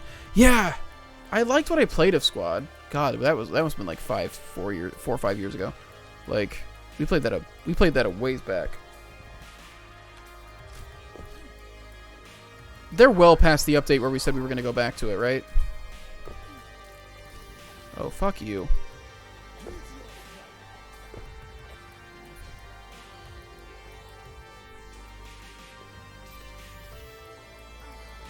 Sucks so much because the Democrats are... Well, yeah, so what the Dems are doing is they're looking at the fact that the Republicans are running the nuclear option, and they're hoping that they can just rely on the fact that they're fucking clearly unhinged as a way for them to not have to do anything, to not have to actually like have any growth happen. Because the reality is the Democrats are also fairly fucking conservative. They don't actually want change for the most part. They benefit from the status quo greatly.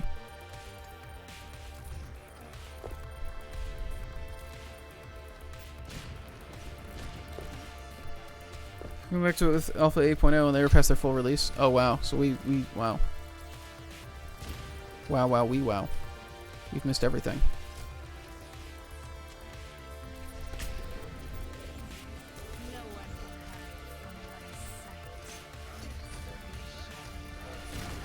Oh, I thought I got his head. That's fine. Final fight. Let's go. Reinstalling it now. I gotta make space. I gotta be real. The doing the natural ones like takes up so much fucking space on this computer. I'm trying to like keep it organized. I think we've got like 4 terabytes of footage from that project now. I've got it. I've been kicking it all off onto a.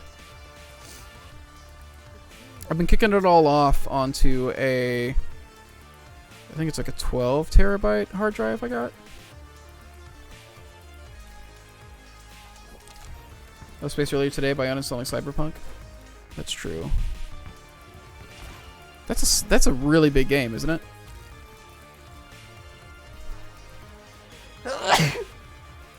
Oh god.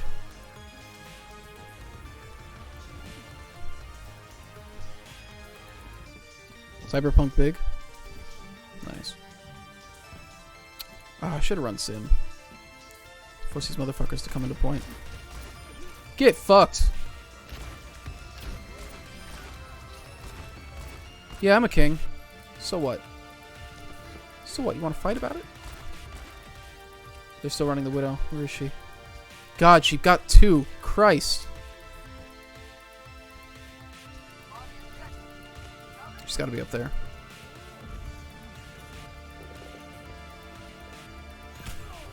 Nope. She was over there. At least 20 gigabytes of the file size, the texture and model for the Penis 2 curve.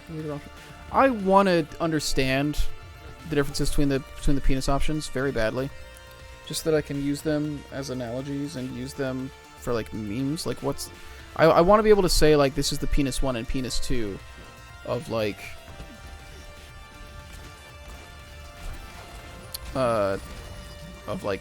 sandwich types, I guess. I don't know. Like what's the Penis 2 of sandwiches?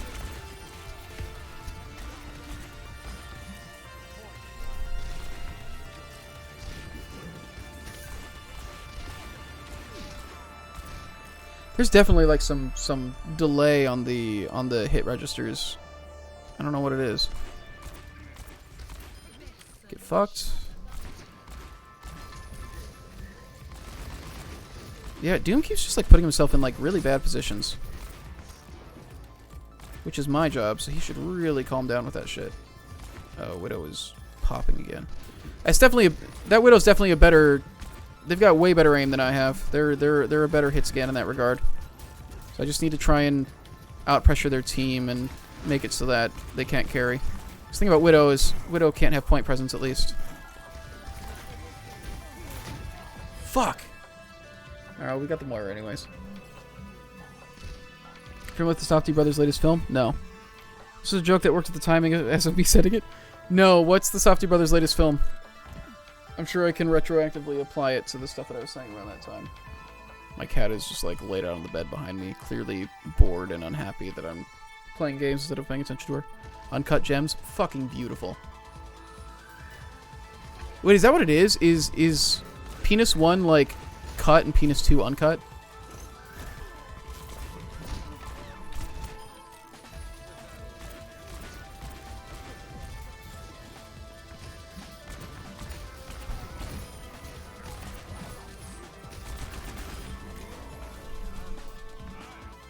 There we go. I'm having a much better round. Much better map here. Also separate size options, but yes. Okay, so that's what the 1 and 2 is. Noted.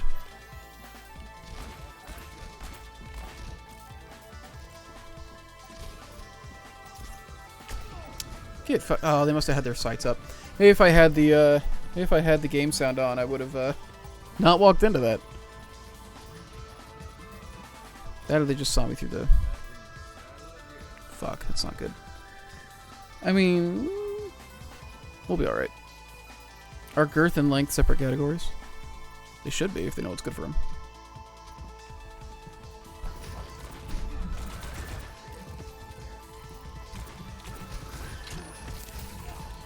Hey, I overextended there. It's my bad. It's really goofy because it doesn't show up in gameplay at all. Only a character customization screen. If you look down during gameplay, you're wearing underwear. So there's literally... There's no, like, sex scenes where you see, like, your penis. Not that I need there to be, but... That is really fucking weird. Did they just think people were gonna be really invested in their penis representation?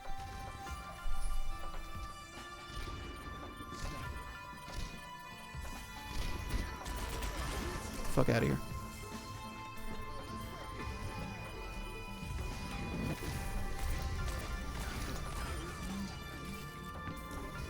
If you wanted to make headlines and they did, that's completely fair. Well, 16s avoid showing that stuff because they end up with an AO rating. That's a good point. Probably a marketing decision.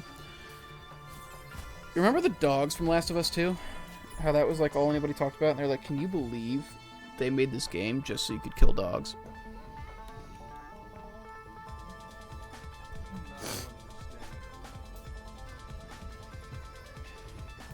I don't know if they intended it to wind up being what it was, but that did wind up being good marketing for... I feel like The Last of Us 2 actually got like a lot of rage marketing. Like, a lot of people before the game came out were like ready to be really mad at that game.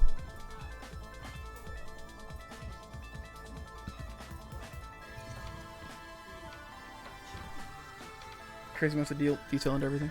I really do want to play 2. I need to get a PS4.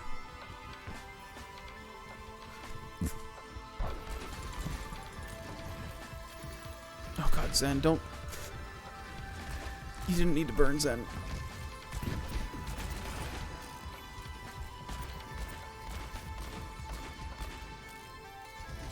Arlucio's going in! And he paid for it. Try to hook me again, motherfucker. Well, you can't, because it's on cooldown.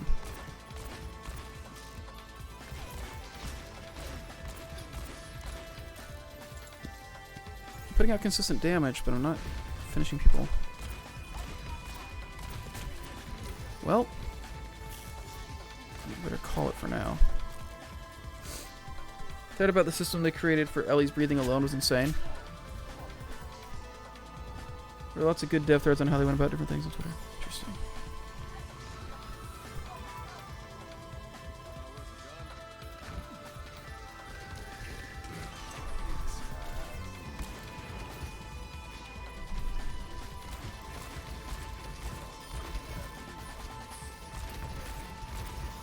You don't have a hook now, you better run, boy. Get hooked. Nice. Is there anything more satisfying than playing Roadhog and getting a hook on well?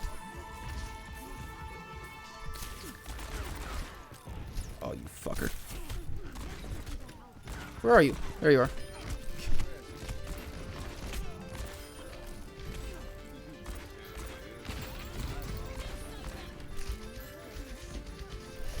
God damn it, Bob.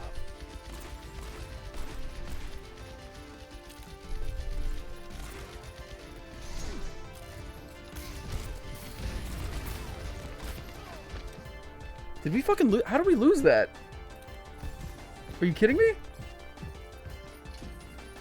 Probably like waking up next to your wife. That's a good point.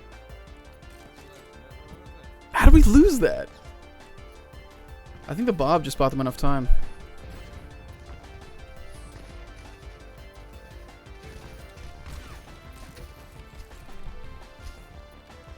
I keep forgetting Bobby's in the game, which is a good thing.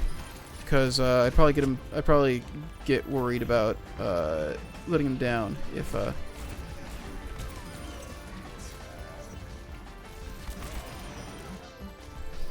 get on the point. Holy shit. Yeah, I'd get performance anxiety if I remembered that Bobby was here half the time. I don't care about disappointing randos. Get the fuck out of here, Reaper. Get out of here. Yo! Bobby! Get that Ash. Dude, why did he leave? We just took the point. See, now we're in trouble because now we're doing a 5v6. Oh, I almost got him. If I didn't have to reload, he would have been dead. Nice, Reaper. Wow, they're not giving us a 6th either.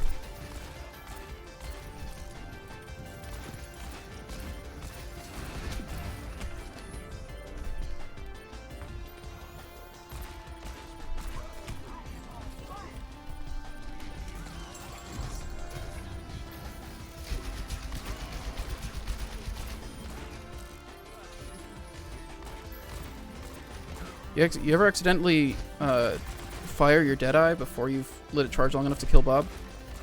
If you just waited like a 0.3 seconds more, he would have died immediately. And he would have had more time to put into the actual fight. Oh, dude, we're winning this 5v6.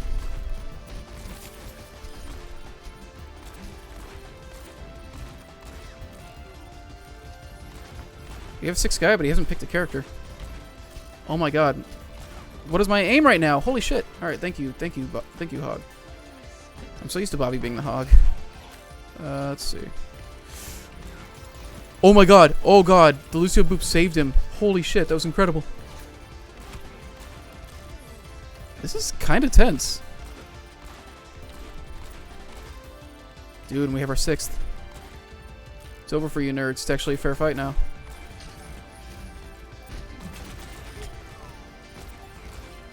Honestly, getting the Hog is a huge pick on this map.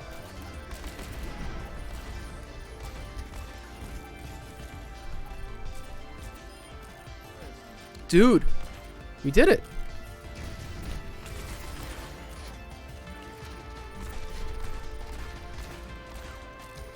I'm gonna go ahead and say that I was a good part of, I'm gonna say that I carried my weight in that map. I'm excited. Tokameka Memorial. Oh yeah, Tim Rogers is really cool. We went to we went to Eminem's World, and we stood in the lobby of Eminem's World for like 10 minutes, and then we were like, "This is a capitalist nightmare," and we left. We talked about Death Stranding for a bit because the Death Stranding trailer like dropped right when he was supposed to be there, so he like waited to watch it, or no, he was watching it on his phone in Times Square with headphones in, which still I can't imagine that like doing so hot that game did it right at the end. No, yeah, you kept me alive, which was excellent. What was our other healer? We had a Zen. Yeah, so you were the main heals on Mercy, and we stayed alive, so that means you did a good job. I wish they didn't nerf Mercy's healing so much, but oh well.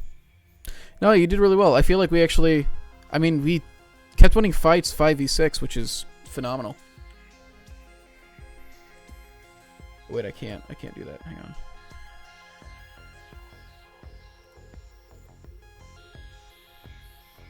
Oh. No, yeah, we needed every bit of that. Man, did I get a highlight from that? I did. What's my highlight from that? So I had a couple plays that I felt good about, honestly.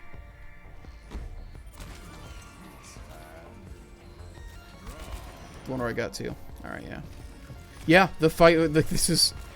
That's what turned that fight around, and we actually. This is what actually gave us a way in. Hell yeah. Tim has repeatedly said he's thinking about renting out a theater and doing a meetup in New York City post-pandemic. I have no idea what that actually looked like. There's so many people following him by now, there's no way he could actually do it. I don't know. Like, I was surprised, like, 5 people showed up at the... 5 people showed up when he did the last meetup. Granted, it was a very random thing. Do you think he has a much larger following now than when he was at Kotaku? Or is it just like a different following? I think he has a more dedicated following, actually, now. Even if it's around the same size, the main thing is that it's not Kotaku's audience that's watching him now. It is an audience that is there entirely for Tim. I think that's the main thing. Watching Tim Rogers stuff makes me want to actually put in the effort to learn Japanese. Dude, he put his like whole life into that basically. Like, Tim's kind of living the dream in a lot of ways, you know? Like, I mean, he's got a lot of problems. Dude's got like the worst health on the planet. But I mean, he's gotten to make his living entirely off of his passions. Like, dude just kept fucking pushing. You know?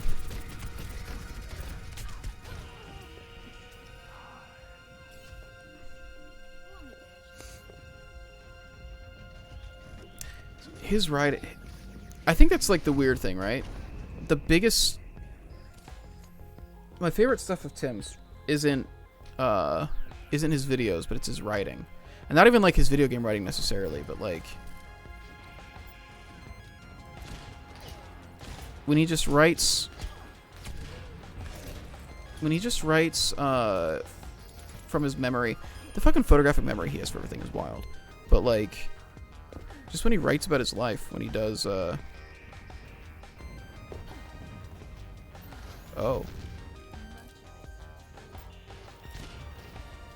Just normal Overwatch chat, don't worry about it. That was a good flick. If only I could do that consistently. Coincidence of Jungle is one of the best things written. Dude, his Final Fantasy VI,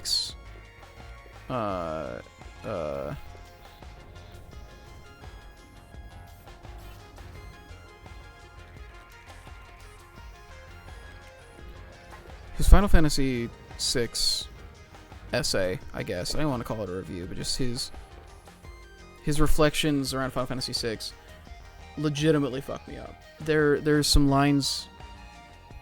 There's a paragraph near the end of it that, like, just, like, thinking about, like, really fucking gets me. I think it goes back to, like, the thing I was talking about earlier, right? Where you just, like, see somebody create and, like, they're just able to suddenly, like, communicate something so, like, clearly through their art. And I don't know, that shit is wild to me. I like it a lot. People make really cool shit. Here's the thing, Will. I don't even know if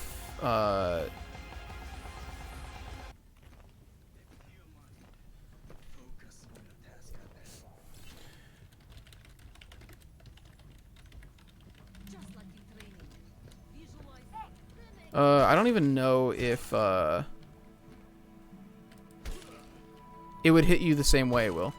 Because, like, I think my thing with that essay in particular is that I relate to it super hard because of some hangups that I have that I've talked to you about before that might not apply to you as much. But there's just like a section in it in particular that I relate to super fucking hard. And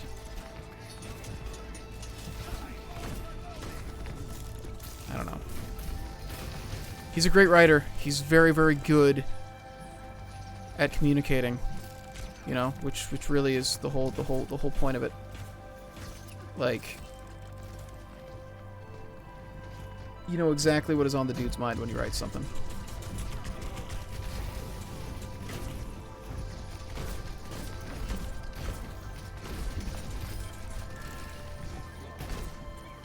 Honestly, the monkey's pretty good. He walled off my... He used his bubble to block my turret, which is certainly above a plat level monkey, I'll tell you that much. Speaking as a plat monkey.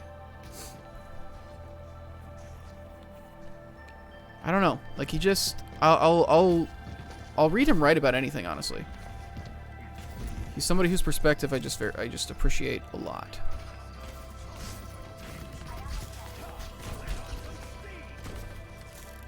This Genji does not like my turrets. And I don't like the way that he doesn't like my turrets.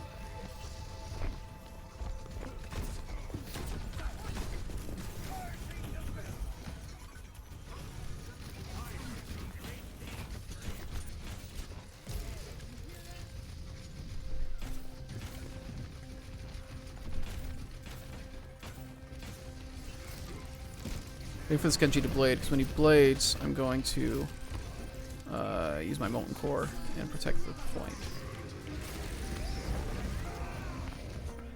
Fuck. Wow, they threw everything at once. Did they blade too? They bladed too. In this case, they bladed, they Valked, they Diva Bombed, they Junkrat Tired, they Tranced. They used literally all 6 ults, because I'm pretty sure the Mercy used Valk as well. You're saying that Cyberpunk review is the best thing he's ever written, so I'm interested. Curious. I'm curious what that means to him. You know? I'm curious what he thinks strong writing is. Not even in like a, you know, right or wrong thing, but just in a like, what is it that he values about his writing? You know, what is it that makes him happy in a piece when he's put it out? Because there's a number of different things I feel like it could be. Because he accomplishes a lot of different things with his writing.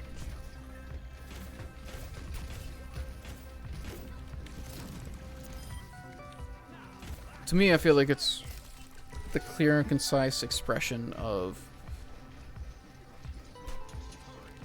his viewpoint of everything that like kind of makes him who he is. Like, that's the stuff that I find really valuable about it. It's very possible that there's like completely different things that he wants to get from his writing. Just that whole pesky, everyone is their own person thing, you know?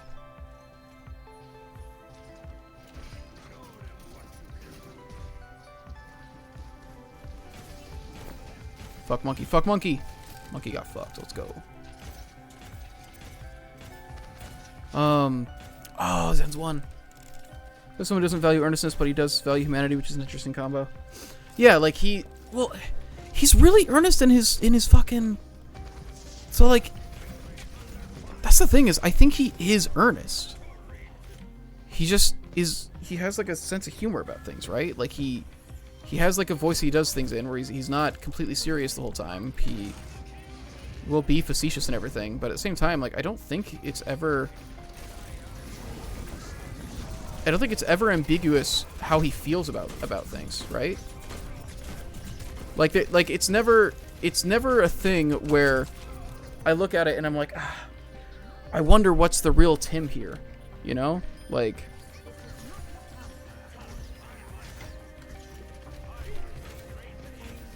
he'll make bits out of a lot of things, but I never wonder how he feels.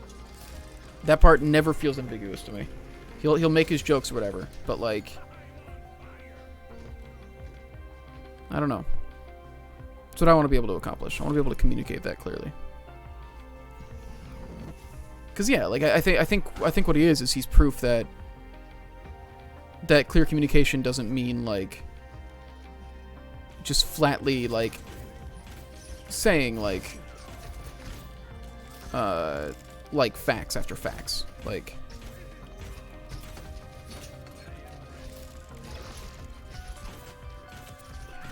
you know, it's art, it's not the weather.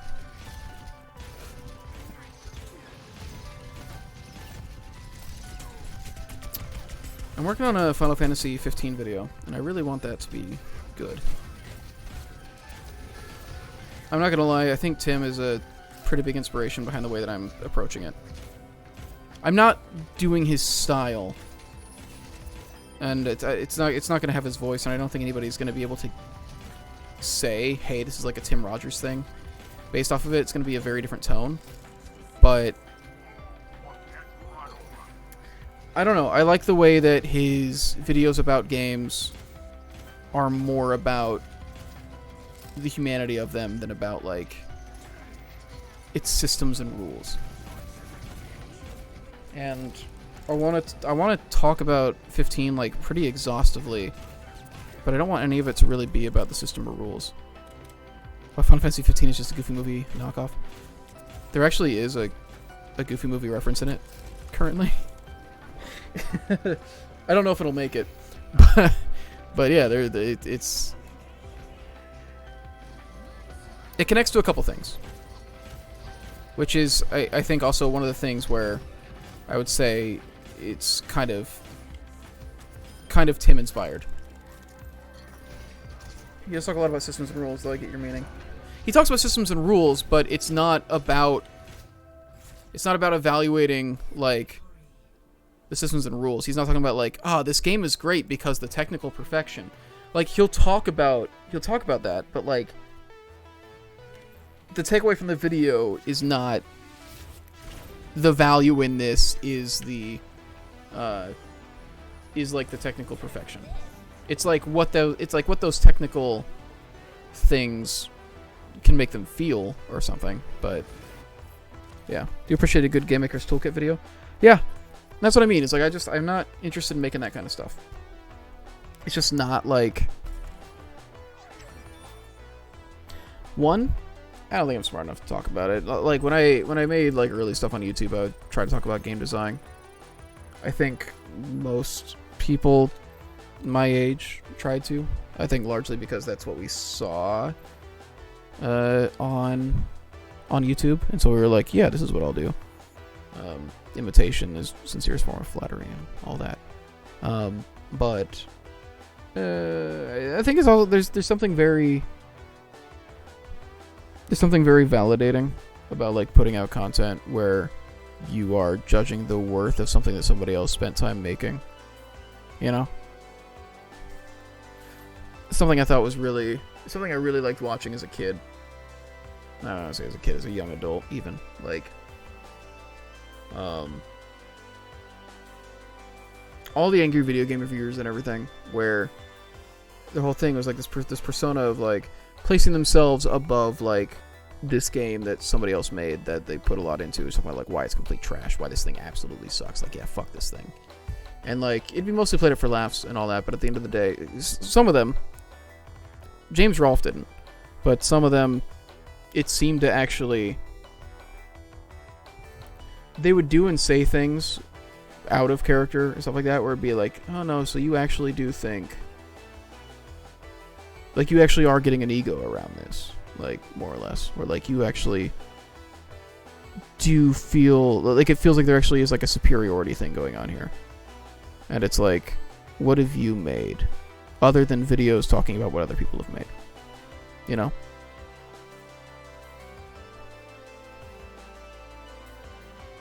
It's not to say you can't criticize work. I think criticism is like really important and valuable. But I think it's weird. I don't want to say weird, because like I get the impulse. Again, it's there's a validation in tearing apart somebody's work, but I think it can be unhealthy and unhelpful when it's like a crutch, you know. Game Maker's Toolkit doesn't do this. I'm not talking about. I know that's what you brought up, but like this isn't like a criticism of Game Maker's Toolkit. They're very. He tends to be very. He's a very positive voice in that space, I would say. He's much more about appreciating the stuff that people do. You seen Dan Olsen's response to no? Yes, I did. It's very solid. And I think it's the whole thing, right? Like, I think Doug Walker is actually, like, an extremely good example of what I'm talking about. Like, the guy got a super big ego about himself as a creator, but like at the end of the day, what have you made? Like, if you want to ascribe people's worth to the value of the things they made, okay, all you've done is tear apart things that other people did, and not always in a nice way. And I think that's particularly I think that's where it gets particularly interesting, is when he gets to the section where he's saying like, oh, you know, this album is such a love letter to Pink Floyd, and he's like, no, you're shitting on it the entire time and calling him like a sham, and like you're saying that he's pandering and like all this shit. And it's like, yeah, this isn't a love letter. Like, you're not ribbing these things in a way that's appreciative of like the art form, whatever. Like, there's nothing loving about any of this stuff. Like, it is very much you in a one-sided conversation. Oh,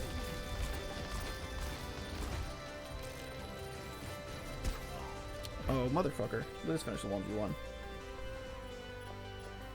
Vid's usually champion good design. Yeah, GMTK isn't a problem.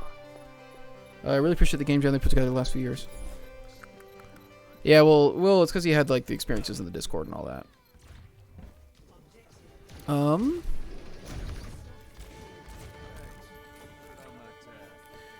I don't know, and that's the thing is, and yeah, like the defensive satire is like a really big part of it as well.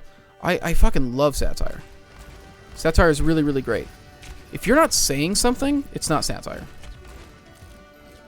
You could be parody, maybe.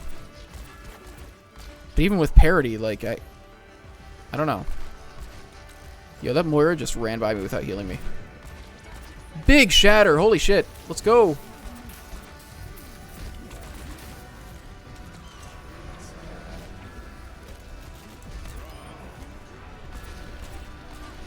I probably would have gotten more value out of shooting forward instead of back at the monkey, but I hated that monkey. Yo, I got the echo. Let's go. Well, now we're still down quite a few people, aren't we? Yeah, well, we're missing our Rhine, actually. Oh, and Moira. Yeah, we can't push. Onion satire, Babylon B is garbage. Yeah, the Babylon B is... They've just been getting angrier and angrier and meaner over time. It's really wild. Like, their headlines at this point are really just them bitching. Like, it's fucking, it's wild. Yikes. Okay, got a little... Man, this Echo Mercy is really messing with us. So funny, Luke's second round of being funny. That's the thing, like, the Babylon Bee has gotten to the point where like they're pushing their propaganda so hard that like they almost seem like a parody of themselves half the time. But then you see the other stuff they post and you're like, no, this definitely isn't self-aware. Like this actually is just them. Like,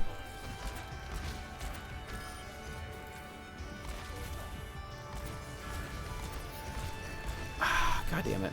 That was a good Sigma play. Fuck you. I think of Sigma so many different tools. You need a whole team to deal with this one guy. Oh god, they got the point. I shouldn't be holding here. How did I miss that they got the point? Ah, fuck me.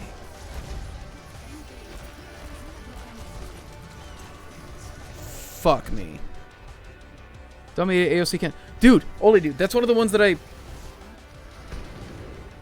That's one of the ones that I actually sent to Will to show him, because, yeah, like, Will didn't realize, like, that they were like that before, because, yeah, like, what you see is you see, every now and then they do have, like, a funny one that's just, like, a harmless joke about something about, like, it's just, like, a harmless little satire about, like, something funny, like, in a church community. It's like, yeah, like, I get that, like, that's just a funny, cute joke.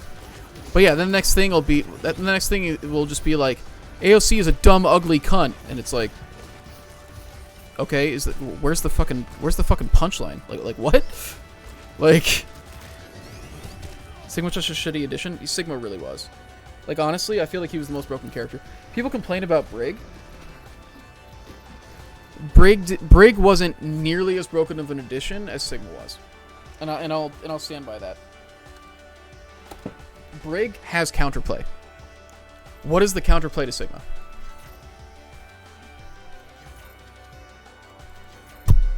Like, what is the counterplay to Sigma? Like, what the counterplay ended up being was they just kept weakening all of his abilities to the point where he's just not good. Sometimes they made his shield super weak. Like, they had to make all of his stuff like super weak, like over and over. But they had to keep doing it, because the thing is, it's not that any of his stuff was too strong necessarily. It's that he had too much stuff. He has the fucking rock to CC people. He has a fucking barrier that he can place whenever he wants and move around. Like, it has some of the best features of both Reinhardt and Orisa's shields. He has a fucking matrix that can eat ultimates and also then gives him additional shields. Like, the dude has basically a bit of what every tank does. He handles everything. He's a flanker. He's an anti-flanker. He can main tank. He can off tank. He can't main tank as well anymore because they weakened his stuff. But like, they gave him too many abilities. Like the right move would have been to take away one of the abilities, I think, not to keep weakening them all.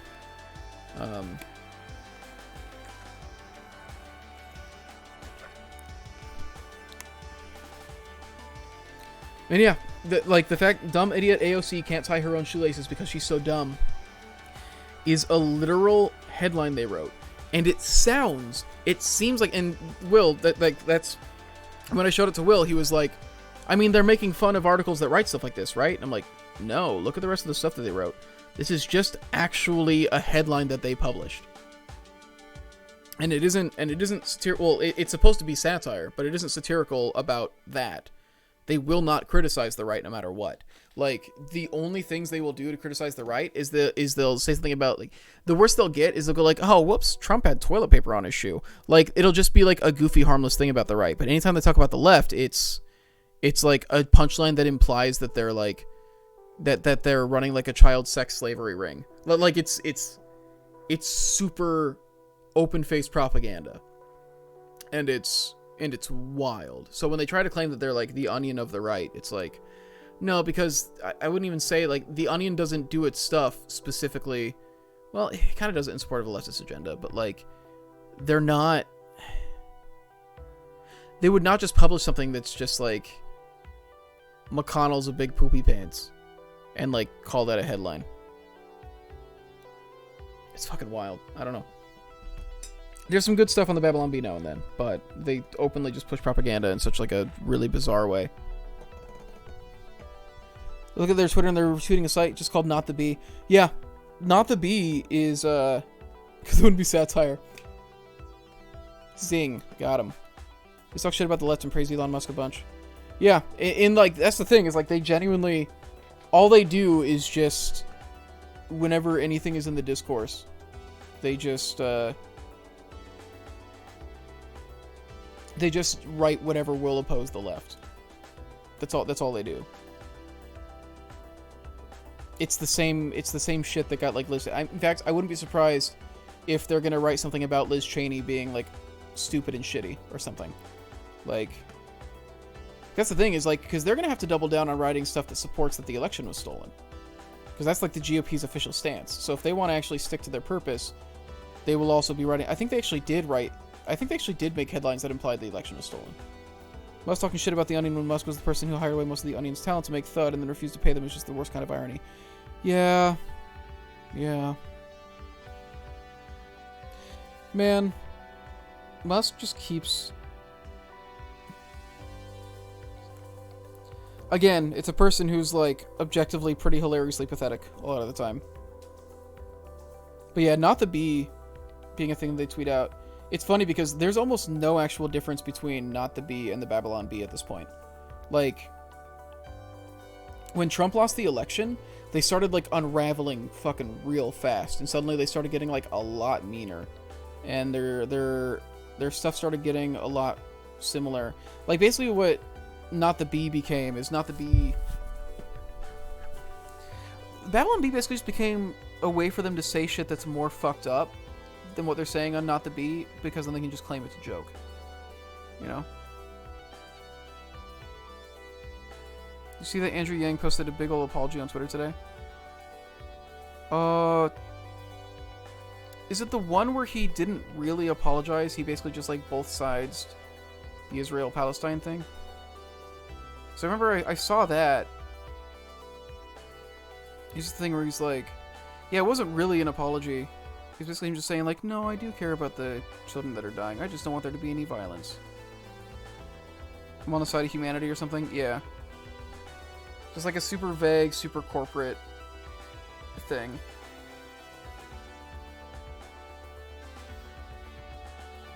Because the problem with that is, like, hey,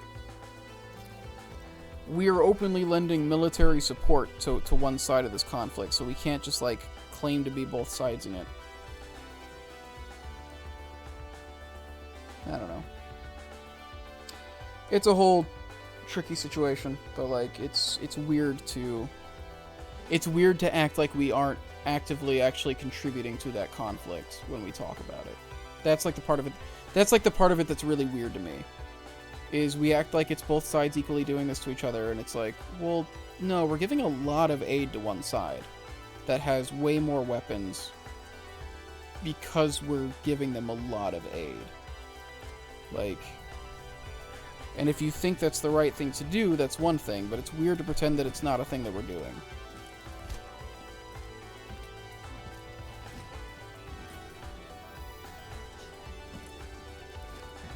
I don't know.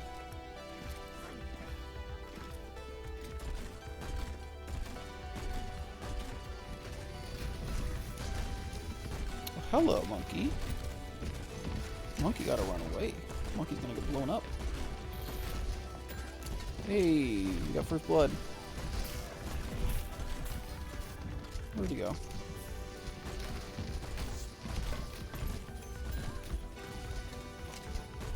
Oh, we gotta get to the point.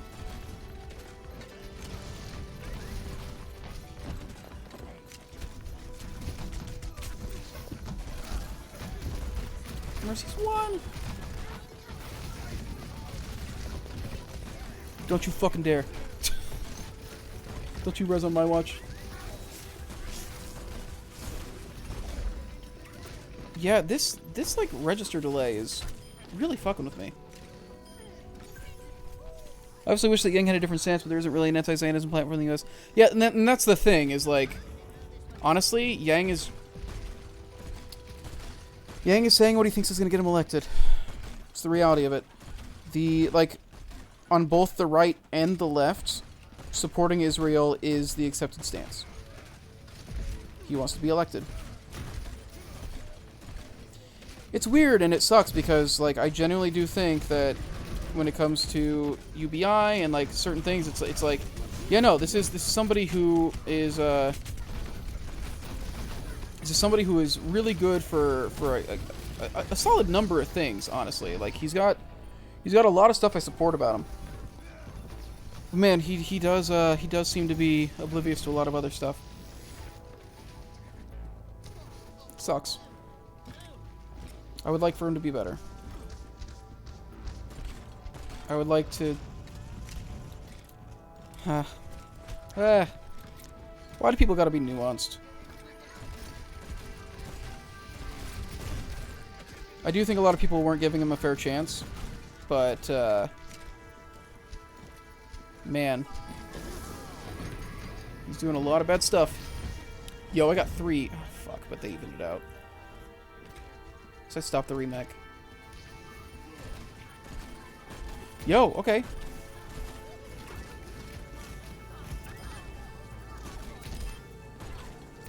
I'm a king. Let's go. Me and Diva save the world. Can I get heals, please? Thank you.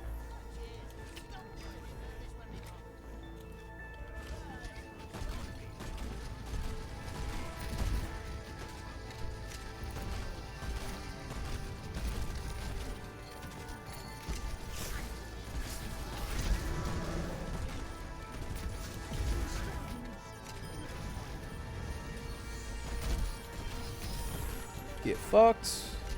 Every time you try to res, I'm right there, Mercy. Just unbind your E key, if you don't mind.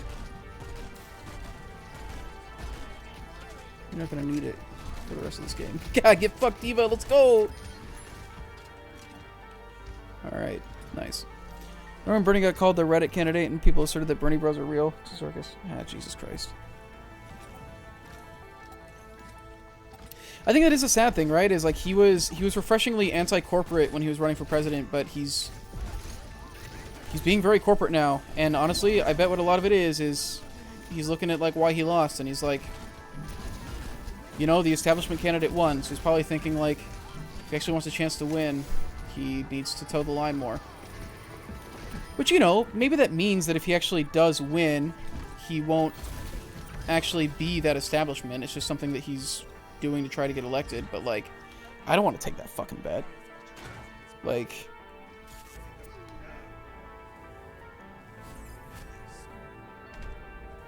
I don't know.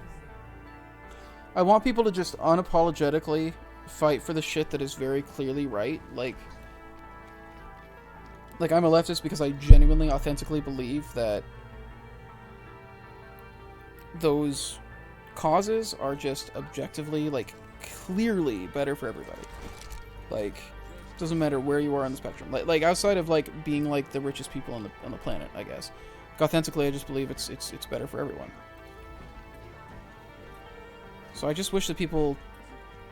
I wish we had candidates who would just extremely openly support them and talk about that instead of having to like couch it in all this language. But at the same time, I understand like that just completely ruins the chances that we'll actually get a chance to get any of those platforms going, you know. Or I don't know, maybe I'm wrong. Maybe they're actual like complete unapologetic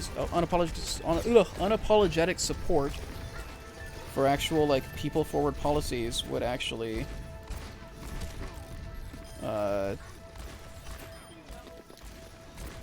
maybe there's support for it and we just don't know because we've never fucking had somebody do it. You know? Bernie's the closest we've gotten, really. And even then, it involved... I mean, man. Even then, like, Bernie... Yeah, I guess he didn't really get apologetic about a lot of stuff, but, like, he could have been harder left on a couple things. There was definitely amounts of him trying to appease people that he was worried he would scare away. But man, he did a really good job of pushing things left, at least. The Overton window is a very real thing.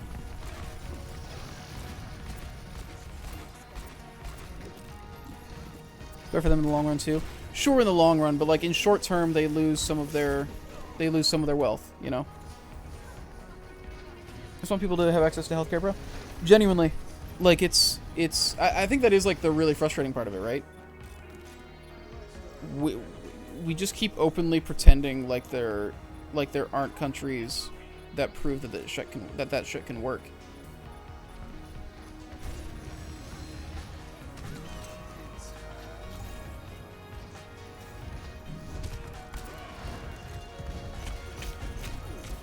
Oh, she was one. Would have been worth it just to get her. What's healthcare? Hey, Aperoid, how you doing? Nothing much. What's healthcare with you? It's a good one. We got some memers in chat. The thing that really does scare me about 2024 is that the right is getting better at comedy and it's making the left nervous.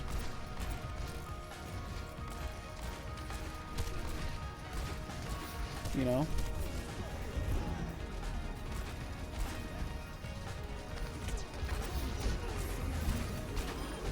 Do you imagine if SNL actually had teeth and, like, made anything that was good again? Never refer to a normal joke as a meme again?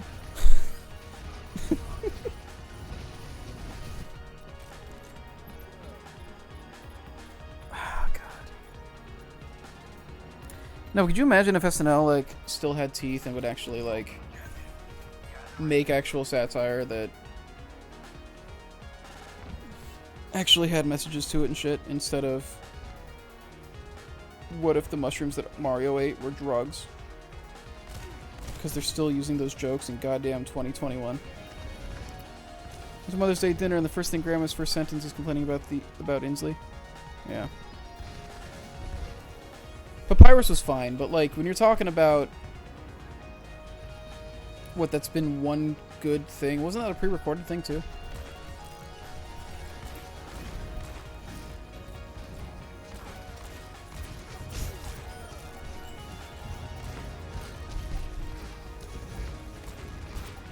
She's trying to barrage. Yep. Get fucked. Oh, fuck! Yikes, she got 3 people with that bomb? Oh, it was Captain Toad. I just realized that we've been playing against Captain Toad this entire time. Wasn't that like half a decade ago? Papyrus? Yeah, that was a while ago. Literally just smosh boomers at this point. I cannot stress how bad the Elon episode was. And it wasn't even because of Elon. It's just because that's how bad SNL's writing is now. Like, that's the thing, is like, honestly, Elon wasn't that bad. They've had worse guests on. Like, that's just the caliber of the show now. He wasn't great, but like, He's far from the worst guest they've had on.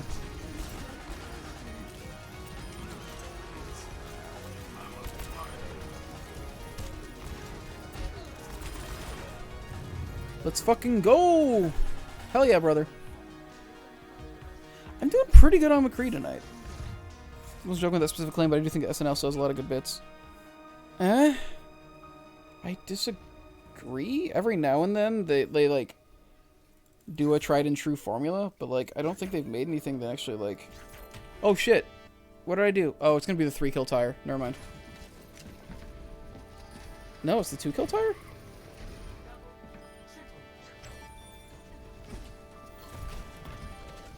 Okay, I got 3K later.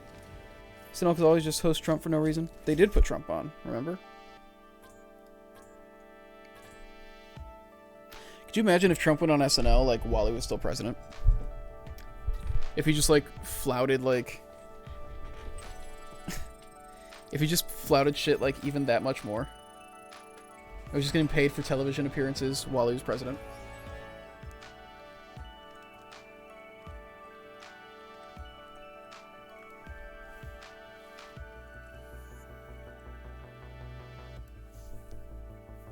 Oh, the cat is awake. What time is it? God, it's 3:40. I should go to bed after this next game. One more game. I have a meeting at noon. Another meeting after that. I need to talk to Nate before that too, actually. So I'm going to go to sleep. Alright, no worries. I'm just doing one more game.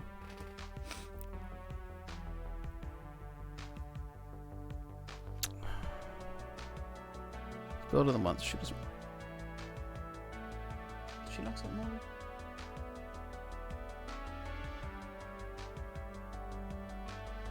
No. She's just jumping around. If only the moon is gone, then it'd be even darker. I guess? I don't know. How much does the light reflecting off the moon actually affect us? Remember on SNL when Alec Baldwin held up a piece of paper saying... Did he do that? Did Alec Baldwin claim that he... Did Alec Baldwin genuinely claim that he had something to do with Trump losing the election? Because if anything, I think SNL helped him. I think I tweeted it like right after the election, but I said like, thank God we finally voted Alec Baldwin out of a weekly job. Like, because I don't think that shit helped at all. They didn't make any valid criticisms. Like, the dude's out here like genuinely harming people like on a daily basis and committing crimes just like out in the open, and you just keep going like, I've got small hands. Like, I'm sorry, you think that's like... That's the biting satirical edge we need right now? Like... Woof. Woof. For sure it's talk to Nate about modular ships. No, it's... Send Nate like a rough breakdown for the build of the month script. Or ideas, story, basically. We hashed out a lot of it, but haha, he's fat. What if we make fun of his appearance? Because that's what the problem with Trump is. The problem with Trump is that he doesn't fit our ideal body standards, and he might be a homosexual. Let's just really hammer on those two things, because those are that's the real problem with Trump. He's got a little extra weight, and he might be gay. Eat shit, conservatives. If these fucking conservatives thought they were gonna get us to respect gay people, they thought wrong. I'll tell you that much. Fucking rightist agenda. GOP and their fat acceptance.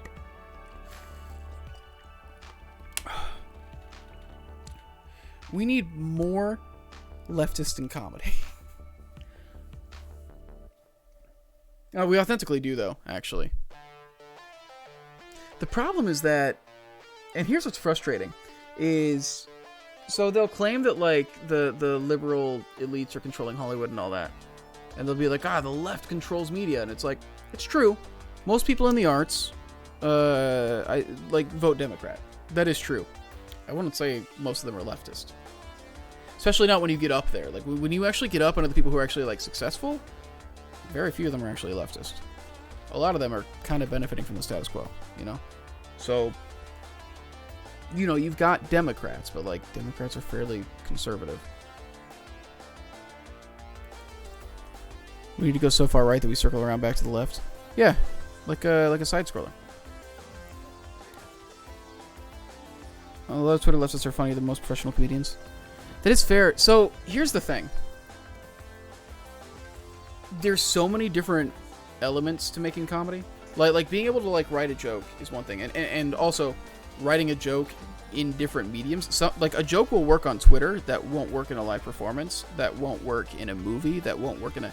Like, genuinely, the medium changes the way the jokes have to be told. You can tell similar jokes, but like figuring out how to format them for these different mediums is like a genuine thing. And there's also like a lot of the Twitter comedians probably wouldn't be able to deliver the jokes very well. Stage presence and all that shit. There's a lot of different stuff that goes into it. That said, most stand-up I don't think the stand-up comedy scene is very good right now, if I'm being real. Fuck your res. Loop you out of it. There we go. Yeah. We get this. We get this. We win these. You think you're getting away?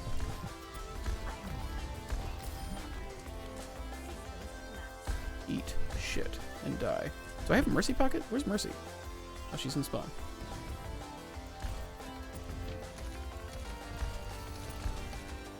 Fuck out of here. Okay, I gotta move back. I don't have healing.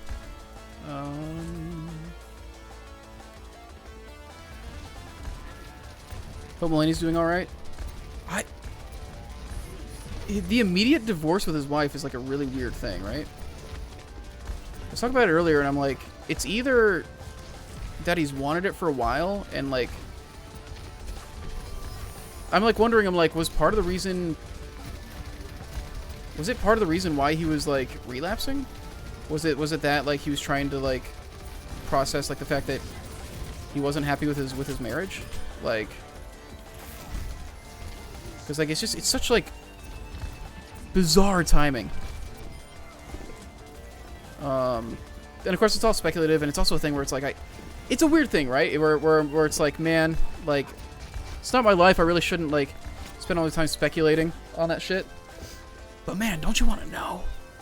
Like, it's why gossip rags do well, you know.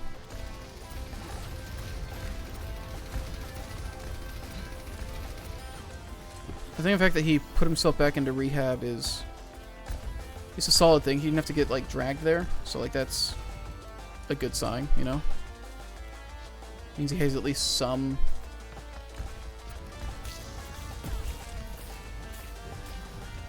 He's doing at least somewhat okay.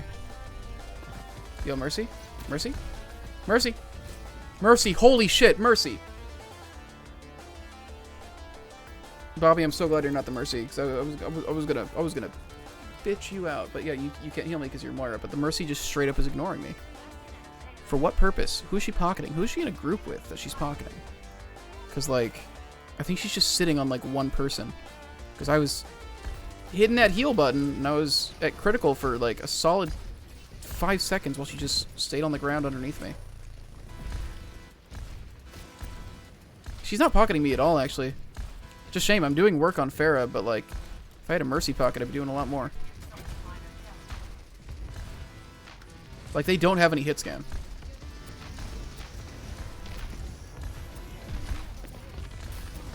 God, if I had damage boost on these fucking rockets, if I could get healed through Monkey, like, what is Mercy doing? Is she just pocketing Hanzo? She might just be pocketing the Hanzo.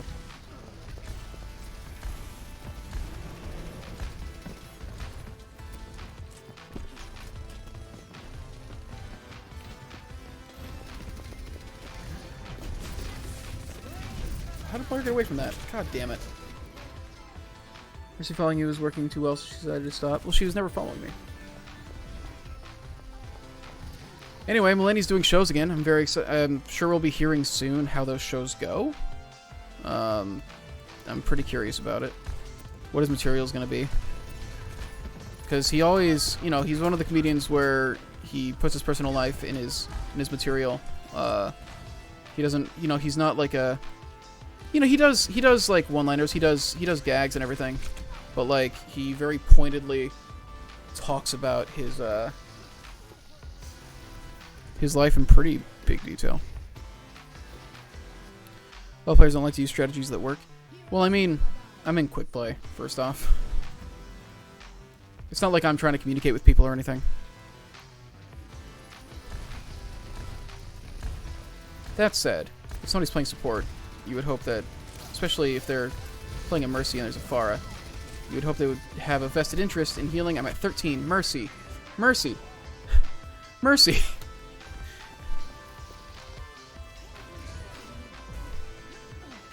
I don't think I can keep playing Pharah if I'm not going to get any heals from the Mercy. I need to play something that Bobby can actually heal.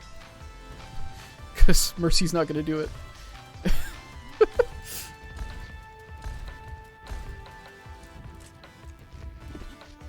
Bobby pushing the cart by himself. Lone Ranger, let's go.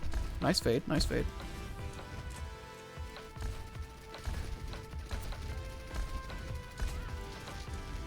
Yoink. Hey, Mercy. Mercy, you want to ride my ass, please? Mercy? Thank you. Fuck you. Where's the Sombra at? Where does she have me from? Alright, I just gotta get off the Pharah. Simply put, cannot... I can't play in the air. The Mercy's not... I keep having to, like, take too much time to, like, coax the Mercy into doing her job. Which is a shame. I was popping off.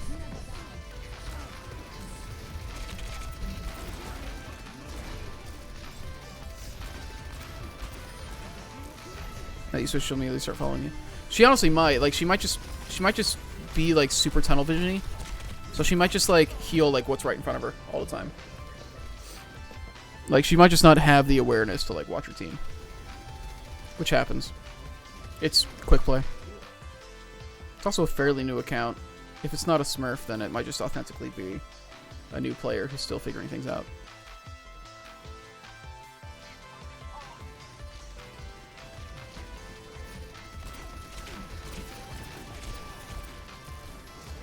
Too much faith in the ranked player base? This isn't ranked. Oh, you mean... For the most part, well... I guess the thing is, like, in ranked, I would also be, like, actually telling her... I would be calming, you know? Jesus Christ, what a mess.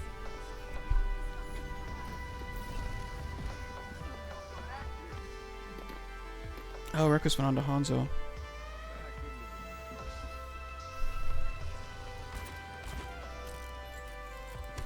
Let's see.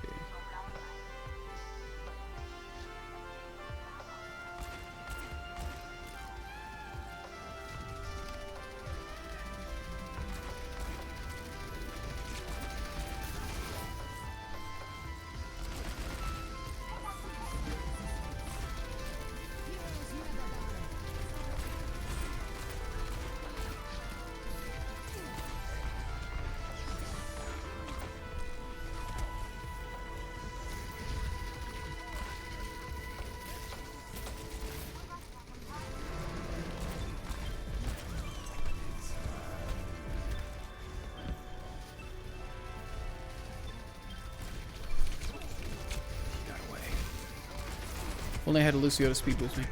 Oh well. Well, shit. Things are getting bad. Oh, well, we turned it around somehow. Okay.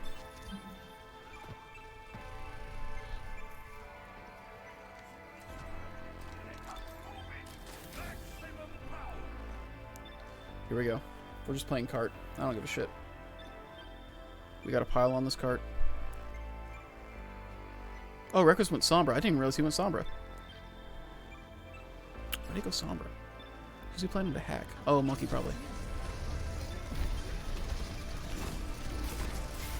Fuck me, dude.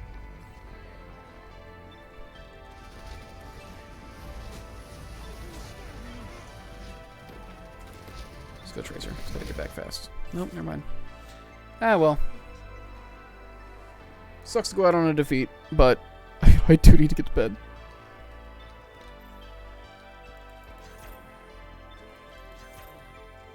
Ugh.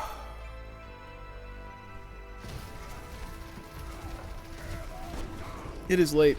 Well, thanks for coming out, guys. Was not expecting... Well, I wasn't sure how many people were even going to be awake, let alone show up. But, yeah. What highlights do I have? Play the game on Kusan. Ooh, my Rialto Tracer. See what happened there. Thanks for playing, Bobby. That was fun. See the hobby hang tomorrow? Oh, Christ, right. I'm doing the hobby hang tomorrow, too. Jesus. Tomorrow got a lot busier than I expected. Yoink. Yeah. I liked that one.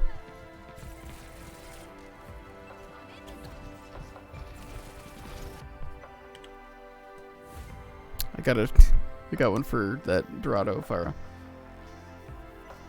Check that one out soon, too. I had pretty good McCree games. I don't know. I think I'm getting better at DPS. I'm still not great. I'm too old for my aim to actually get good at this point, I think. It's just, I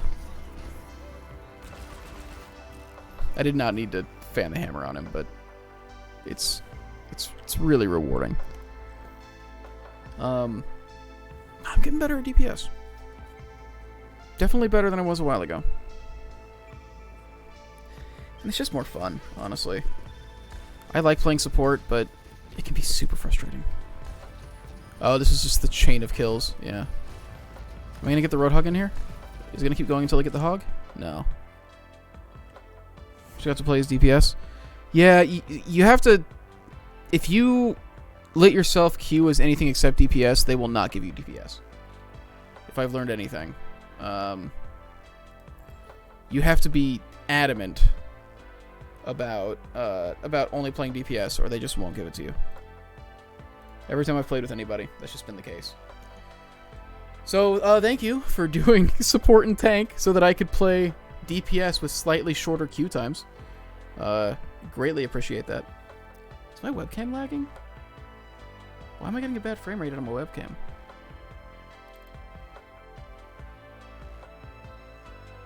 What is this about?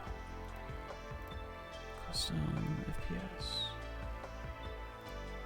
30 FPS. How's this? No? No, now it's like on a delay. What the why?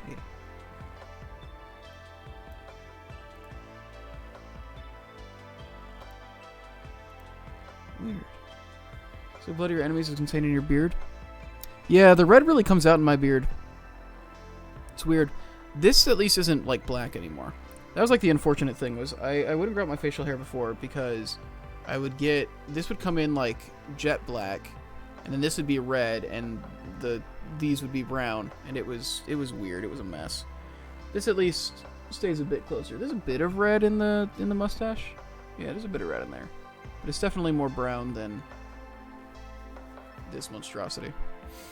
But yeah, thanks for watching, guys. I think I'm gonna try to stream more often. I haven't done it in months. I started doing Dwarven Forge instead, and I miss doing stuff. There's a lot of stuff I've just stopped doing during the quarantine, which is weird. I figure I would have had more time than ever to do that stuff, but here we are. Yeah, I'm gonna try and do this again. We're gonna do a stream next week, probably next Friday night, where we will watch we'll watch Uncle Gareth. We'll have Miles and maybe Amy here, and we'll do a fun stream. Yeah. All right, thanks, guys. Have a good night.